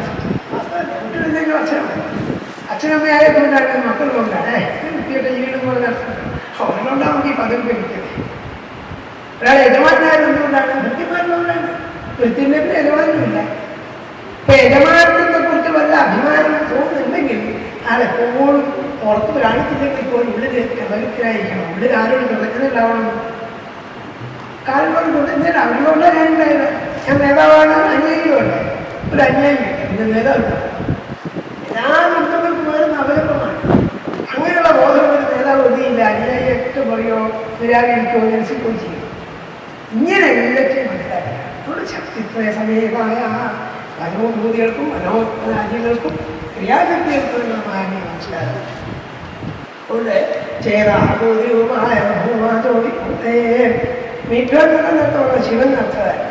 ഇങ്ങനെയുള്ളതായ അങ്ങേക്ക് മീഠാന്തരം അതൊക്കെ ഈ രുദ്രസൂക്തത്തിൽ അനുവദിക്കുന്ന പ്രയോഗിച്ചിട്ടുണ്ട്. അവിടെയൊക്കെ സാധാരണ പുരാണങ്ങളിലൊക്കെ അങ്ങനത്തെ വാക്കുകൾ ശിവന്റെ വലിയ കാണാൻ വിഷമമാണ്. ഇനി പറയാൻ പോകുന്ന ഭഗവാന്റെ സ്വരൂപം ഞങ്ങൾ കാണിച്ചത് പ്രാർത്ഥിക്കാം. അപ്പോൾ ഭഗവാന്റെ ലോകമനോഹരമായ രൂപത്തെ വർണ്ണിക്കാം. അത് കുറച്ചുകൂടി വേണം. കാരണം അതൊക്കെ നമുക്ക് സാമാന്യം അറിയാവില്ല. കൂടി വേണം, ചന്ദ്രചക്രതാക്കുള്ളവരാണ്, വനമാനുള്ളവരാണ്, കിരീടം വെച്ചവനാണ്, മഞ്ഞപ്പട്ടിയാക്കാനൊക്കെ പറഞ്ഞിട്ടുണ്ട് അവിടെ. അതൊക്കെ വിസ്തരിക്കുന്നില്ല. ഇങ്ങനെ ഇത്രയും സ്വഭാവങ്ങളുണ്ട്. യഥാർത്ഥത്തിൽ ഭഗവാൻ സർവ്വവിദ്യാപിയാണ്, സർവ്വവ്യാപിയാണ്, സർവശക്തനാണ് എന്നുള്ള ആശയമൊക്കെ പ്രതിപാദിച്ചു. സൂര്യൻ, ചന്ദ്രൻ, ഭൂമി, ആകാശം, വായു ഓർമ്മിക്കപ്പെടും. ഇങ്ങനെ ഭഗവാൻ എവിടെ ഇരിക്കുന്നു എന്നോ ഭഗവാൻ ആരാണ് എന്ന ചോദ്യത്തെക്കാൾ കൂടുതലായിട്ട് ഭഗവാൻ ആരല്ല, എവിടെ ഇല്ലാത്തതെന്ന് ചോദിക്കുന്നത്. എല്ലായിട്ടുള്ളത് അപ്പം നമ്മളൊരാൾ വ്യക്തിയെക്കുറിച്ച് എവിടെ നിൽക്കുന്നതുകൊണ്ടാണ് നമ്മൾ ഏകദേശീയനായതുകൊണ്ട് ദിക്കിലുണ്ടാവുന്നത്. അഥവാ സർവദേശീയനാണ്, അഥവാ സർവവ്യാപിയാണ്, സർവശക്തനാണ്. അവിടെ ഭഗവാനെ പറ്റി പ്രത്യേകിച്ച് പറഞ്ഞാൽ ഒരു ഗുണം എടുത്തു പറയേണ്ടതില്ല. കാരണം ഇല്ലാത്തതൊന്നുമില്ല. നമ്മളാണ് അയാൾ ആരാധിക്കുന്ന ആൾ അധ്യാപകനാണോ കർഷകനാണോ വേറെ നൽകിയാണെന്നാണ് ഭഗവാനങ്ങനെ ഒക്കെയാണ്, എനിക്ക് ചോദിക്കേണ്ട കാര്യമില്ല. എന്നാലും ഭക്തൻ അയാളെ എന്ത് ചെയ്യുന്നു, അവനെ സ്തുതിക്കുന്നതാണ്. ഇനി ഇങ്ങനെ പറഞ്ഞതിന് ശേഷം 44-ാമത്തെ ശ്ലോകത്തിൽ പറയുന്നത് അങ്ങനെ ഇങ്ങനെ ഇതൊക്കെ പറഞ്ഞത് തത്വാത്മികമായ സംഗതിയാണ്, തത്വമായിട്ട് ബന്ധപ്പെട്ടാണ്. എന്നാൽ ഭക്തന്മാർ കണ്ടിട്ടാവും മൂർത്തമായിരിക്കുന്ന സ്വരൂപത്തെ കാണുന്ന വിചാരമുണ്ടോ. അവൾ പറയാണ് അങ്ങയുടെ സ്വരൂപം ഞങ്ങൾ കാണിച്ചു തന്നെ. ഇനിയുള്ള കുറേ ശ്ലോകങ്ങളിൽ ഭഗവാന്റെ അംഗവർണ്ണന അലങ്കാരങ്ങൾ വർണ്ണിക്കുന്നു, ഭഗവാന്റെ ശരീരശോഭയെ വർണ്ണിക്കുന്നു. ഒക്കെ ഉണ്ടാകുന്ന പറഞ്ഞ കുറച്ച് വേഗത്തിൽ പോകണം. ഓരോ രോഗത്തിൽ വർണ്ണിച്ച് അറിയുന്ന നമ്മുടെ സമയം അനുമതി പോകുന്നതാണ്. അപ്പോൾ 44 നോക്കാം. ദർശനം ജ്യോതി രക്ഷൂണം ദേഹി ഭാഗവതാർത്ഥിതം രൂപം പ്രിയതമം സ്വാനം സമയം യഗുണാഞ്ജലം. ദർശനം ജ്യോതി രക്ഷൂണം ദേഹി ഭാഗവതാർത്ഥിതം രൂപം പ്രിയതമം സ്വാനം സമയം യഗുണാഞ്ജലം. അപ്പം അതിന് പ്രധാന ക്രിയ എന്താണ്? പ്രദർശയാ രൂപം സർവഗുണധാന ദർശനം ചോദിച്ചു. രണ്ട് ദർശനം പറയുന്നത് ദർശനം വരാൻ ഇവിടെ പറഞ്ഞ ദിദൃക്ഷുണം കാണാൻ ആഗ്രഹിക്കുന്നവരാ ഞങ്ങൾക്ക് അങ്ങയുടെ രൂപം കാണിച്ചു തരുന്നു എന്ന് പറയാൻ. അതെന്തുമില്ല, ഓരോ വാക്കായി നോക്കാം. ദിദൃക്ഷുണം ഞങ്ങൾക്ക് ദിദൃക്ഷുണോ എന്തിനാണ് ആഗ്രഹിക്കുന്നത്? ദർശനം. അങ്ങയുടെ ദർശനത്തെ ആഗ്രഹിക്കുന്നവരായ ഞങ്ങൾക്ക് ഇപ്പൊ എന്താ പറയാം, ദർശനം ദിദൃക്ഷുണ അങ്ങയുടെ രൂപം കാണാൻ ആഗ്രഹിക്കുന്നവരായ ഞങ്ങൾക്ക് ദിദൃക്ഷുതാണ് കാണാൻ ആഗ്രഹിക്കുന്നത്. സംസ്കൃതി ഇങ്ങനെ പദങ്ങൾ പറഞ്ഞുണ്ടാക്കും.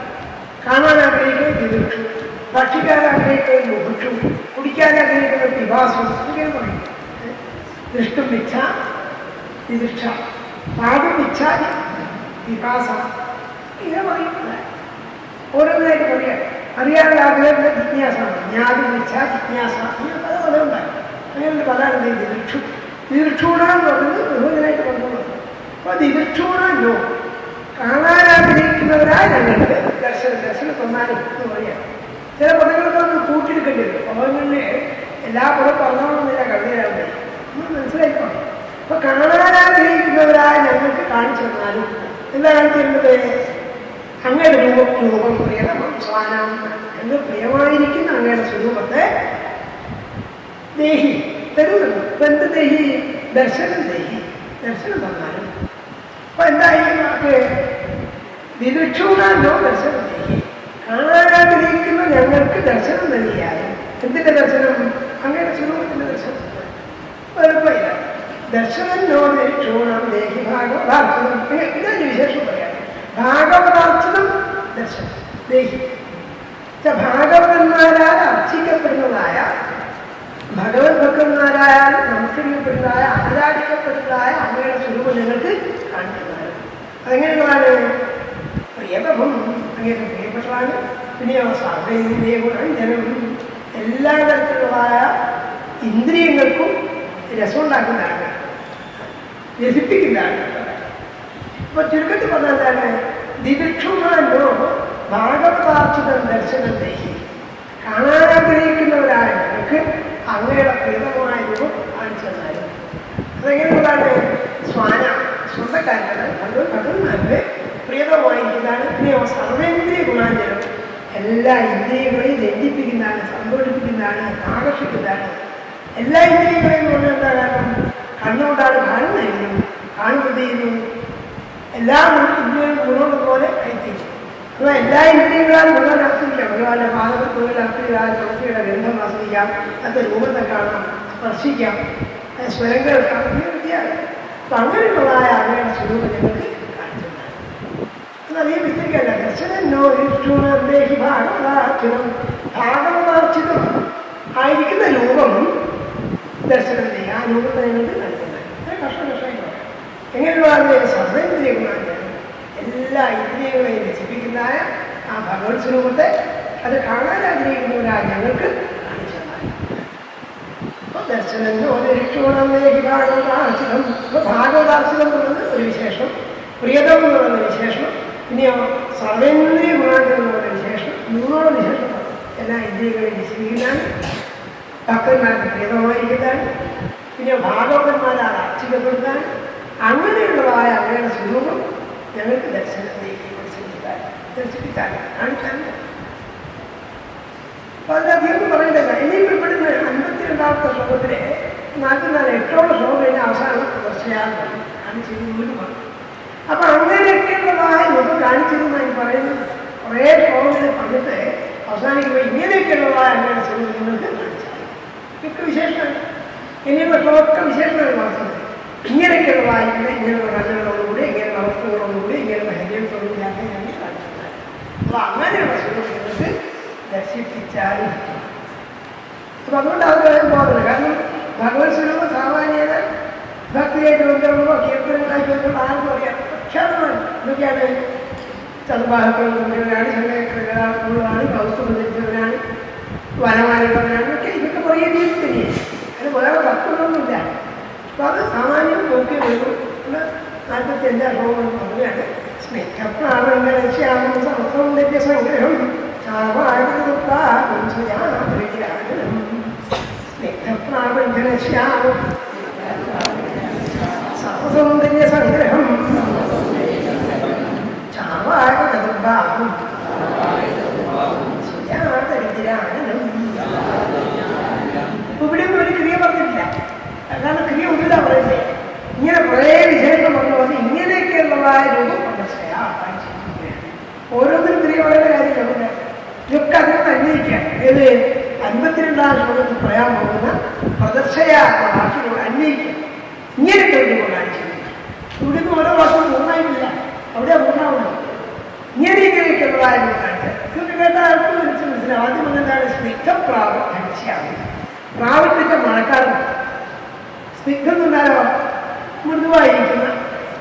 ഇപ്പൊ മൃദുവായിരിക്കുന്ന മഴക്കാല മേഘങ്ങളെ പോലെ അത്യധികം കട്ടപിടിക്ക് ഇരുട്ടല്ലാന്ന് കാണിക്കാൻ. അതാണ് സ്വരൂപം. ഇരുട്ടാണ്, നീല നിറങ്ങളാണ്, കറുപ്പ് കളറുന്ന നീലയാണ് പ്രസിദ്ധ എന്ന് പറയാണ്. സ്നിഗ്ധപ്രാവധനശ്യാമം. അതൊക്കെ വേഗം വേഗം പോലെ കാലത്ത് ഏത് കാലത്തെ വേഗം പോലെ മഴക്കാലത്തല്ല.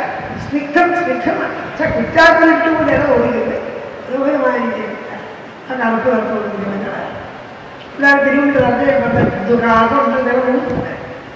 പുതിയതായ കർമ്മയിടത്തിന് നടത്തുകൊണ്ടിരിക്കുന്നു. സർവസൗന്ദര്യ സംഗ്രഹം പറയുന്നില്ല.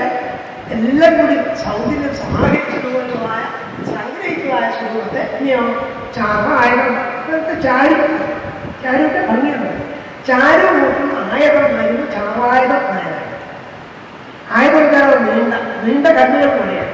ഇത് പാരമ്പര്യമായിട്ട് കാവ്യങ്ങളും പുരാണങ്ങളിലൊക്കെ നീണ്ട കണ്ണ് പോലെ നീണ്ടിരിക്കുക. താമരയുടെ അതിന് പോലെ അല്ല, താമരയുടെ ഓരോ അതിലുണ്ടല്ലോ, അത് കണ്ടിരിക്കുക. നീണ്ട കണ്ണുകളാണ്, ഭംഗിയുള്ള കണ്ണുകളെന്നാണ് സൗന്ദര്യ സങ്കല്പം.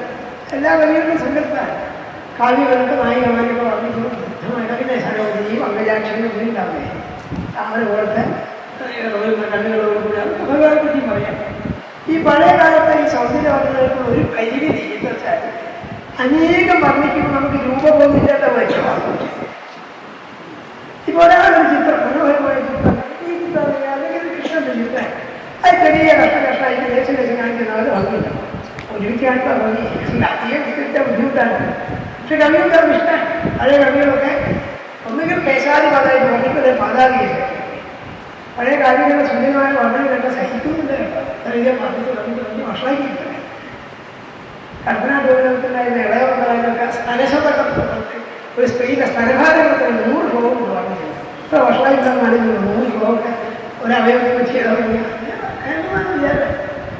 ഒരു സങ്കേതമാണ്. അതായത് കണ്ണ് താമര പോലെയാണ്, മൂക്ക് വെള്ളിമ്പൂ പോലെയാണ്, ചുണ്ട് ചെന്തുണ്ടിപ്പഴം പോലെയാണ്, സ്ഥലഭാരങ്ങൾ പർവ്വതം സ്ഥലം ഭയാവല്ലേ ജവാത്തിന് കൊണ്ടുമാരാണെന്നില്ലേ ഒന്നുകൂടിയിടാൻ ഞങ്ങളുടെ പോയി എന്നാണ് ഉള്ളൂരൊക്കെ കഴിച്ചു കഴിയുന്നില്ലേ. എന്നാണ് ശ്രീരും ഖനി പോലെ കിളങ്ങി നാഭി, ഖനിപ്രദേശം പോലെ വളർന്ന നാഭിയൊക്കെ. അതിനൊക്കെ ഉള്ള തമാശ എന്താ വെച്ചാൽ ഈ കവികളൊക്കെ വന്നിട്ടായിരിക്കും ഈ നായികമാരൊക്കെ വ്യവസ്ഥകളായി നടക്കുന്നത്. പക്ഷെ ഇതൊക്കെ എങ്ങനെ കവിയാണെന്നത് പുറത്തുനിന്ന് കാണുന്നതാണ്. ധനികോരാണ് അങ്ങനെയൊന്നും ആലോചിച്ചില്ല നമ്മുടെ കവികളെ. അതുകൊണ്ടാണ് വൈരപ്പള്ളി ശ്രീധരനൊക്കെ പറയുന്നത് പാശ്ചാത്യരുടെ പ്രണയ കവിതകൾ പോലും മെറ്റാഫിസിക്കലായിട്ട് ആധ്യാത്മികമായ ഔന്നത്യങ്ങളിൽ എത്തിയപ്പോൾ ആധ്യാത്മികതയുടെ നാടാണെന്ന് പറയുന്നത് ഭാരതത്തിലെ കവികൾ എന്ത് ചെയ്യുന്നു? ഈശ്വര പറഞ്ഞ പോലെ ഒരു അമ്മായി സ്വഭാവിക്കൊക്കെ എനിക്ക് വർണ്ണിക്കാൻ നമുക്ക് ഇഷ്ടമേ. പഴയ പാരമ്പര്യമാണ്. അത് തെറ്റോ ശരിയൊന്നുമല്ല, നമുക്കത്ര ഹിറ്റായി തോന്നില്ല. നിങ്ങൾ ആലോചിച്ചപ്പോൾ ഒരു സ്ത്രീയിൽ മനോഹരമായി നിൽക്കാൻ അത് കഷ്ടം ദേശം വെച്ചിട്ട് പോയാൽ കാണിച്ചിട്ട് ഒരുമിച്ച് കാണിക്കാൻ വലിയ കവിയുണ്ടാവും. അതൊക്കെയാണ് കുമാരനാശാനക്കുള്ള പുതിയ കവിയുടെ ചോദിച്ചത്. സന്ധ്യ പോലെ അച്ചടിക്കാണില്ല സ്വന്തം ഇഷ്ടയതിനായി കുളിച്ചു നിറിന്തൂയിറങ്ങൾ ഒഴികടേ ഉഷസന്ധ്യ പോലെ അങ്ങനെ വളരെ ഭയങ്കര വിശുദ്ധമായ ബോധമാണ്. അല്ലാണ്ട് ഇങ്ങനെയാണ് കണ്ണിങ്ങനെയാണ് കയ്യൊക്കെ യോഗ എഴുതിച്ചാൽ ബോറടിക്കുന്ന മനുഷ്യൻ പഴയ കാലിൽ എങ്ങനെയാണ് ഇവിടുത്തെ പറ്റിയല്ല വളരെ മൊത്തത്തിലെങ്ങനെയാണ് ഇങ്ങനെ ഓരോരോ അവയവം ഇങ്ങനെ വന്നിട്ടില്ല. എല്ലാവരും പറയുന്നതാണ് തലമുറയിൽ കാർമേഘം പോലെ ഇരുട്ടിച്ചാണ് പറഞ്ഞതേ. ഒരു പഴയ പാരമ്പര്യമാണ്. ഒരുമിച്ച് ഒരു അത്ര ഗ്ലാൻസ് അതേപോലെ കാണാൻ ഭംഗിയിട്ടാവും. ഒരു നല്ല താമര പോകാൻ അത് ഓരോ വർഷം കൊടുത്തിട്ട് ദേശം കാണിക്കുന്ന ഒരുമിച്ച് തന്നെ ഭംഗിയുണ്ട്. ഇങ്ങനെ ഭംഗിയാണ്. അതിനെ വിമർശനമില്ല. എനിക്കെങ്ങനെ തോന്നിയിട്ടില്ല. എനിക്കെന്താ പറയുന്നത് ഒരു കുറിപ്പ് മോശമാണ്. അത് ഓരോന്നും 4 കഷ്ണമാക്കിയിട്ട് കുറേ കണ്ടു കണ്ടില്ല എൻ്റെ കഷ്ണം കാണിച്ചു എന്താ അവരെന്നെ അതിനെപ്പറ്റിയൊക്കെ ശ്രദ്ധിക്കാനില്ല എന്നാണ് പക്ഷം. വെറുതെ പറഞ്ഞു പോയിട്ടുണ്ട്. സ്നിഗ്ധപ്രാണശ്യാമം സൗന്ദര്യ സംഗ്രഹം എല്ലാ സൗന്ദര്യത്തിൽ ഒരുമിച്ച് കൂട്ടിയിരിക്കുന്നു. ഇനിയോ മഴക്കാല മേഘം പോലെ കറുത്തുള്ള തലമുടിയോടുകൂടിയിരുന്നു. ചാവായിരുന്നു സുന്ദരമായിരുന്നു. ചാരും കൂട്ടും ആയതാണെന്ന് ചാവായില്ല. 4 കൈകളുള്ളവരും ഇനിയോ സുജാത മനോഹരമായിട്ടില്ല. രുചിരം തുടങ്ങി തന്നെ ഇവിടെയൊക്കെ ഈ സൗന്ദര്യമൊക്കെ വർണ്ണിക്കുമ്പോൾ ഓരോ വാക്യം പ്രത്യേകം മൊത്തത്തിൽ താല്പര്യം നമ്മൾ മനസ്സിലാക്കുന്നുണ്ട്. സുജാത രുചിരാണ്. പിന്നെന്താണ് ജനമനസ്സിനെ അപഹരിക്കുന്നതായ മുഖത്തോടുകൂടി ആനന്ദമാണ്. രുചിരാണ് രുചിരമായിരിക്കും ആനന്ദം. ഇപ്പം എന്തൊക്കെ വന്നിട്ടോ തലമുടി കാർമേഘമാണ് കത്തുകയാണോ ശരീരം കൊണ്ട് പുതിയ കുറിച്ച് കണക്കുള്ളതാണ്. പിന്നെ സർവസൗന്ദര്യത്തെ സംഗ്രഹിക്കുന്നതാണ്. ചതുർബാഹുവാണ്. 4 കൈയുണ്ട്. പ്രസിദ്ധമായിട്ട് വർണ്ണിക്കേണ്ട കാര്യമില്ല. അതുകൊണ്ടാണ് തർജ്ജമയിൽ പറഞ്ഞത് പുതുക്കാർക്കൊണ്ടുതരവും നീണ്ട 4 കരങ്ങളും തിങ്കൾ നേരം കൊണ്ടു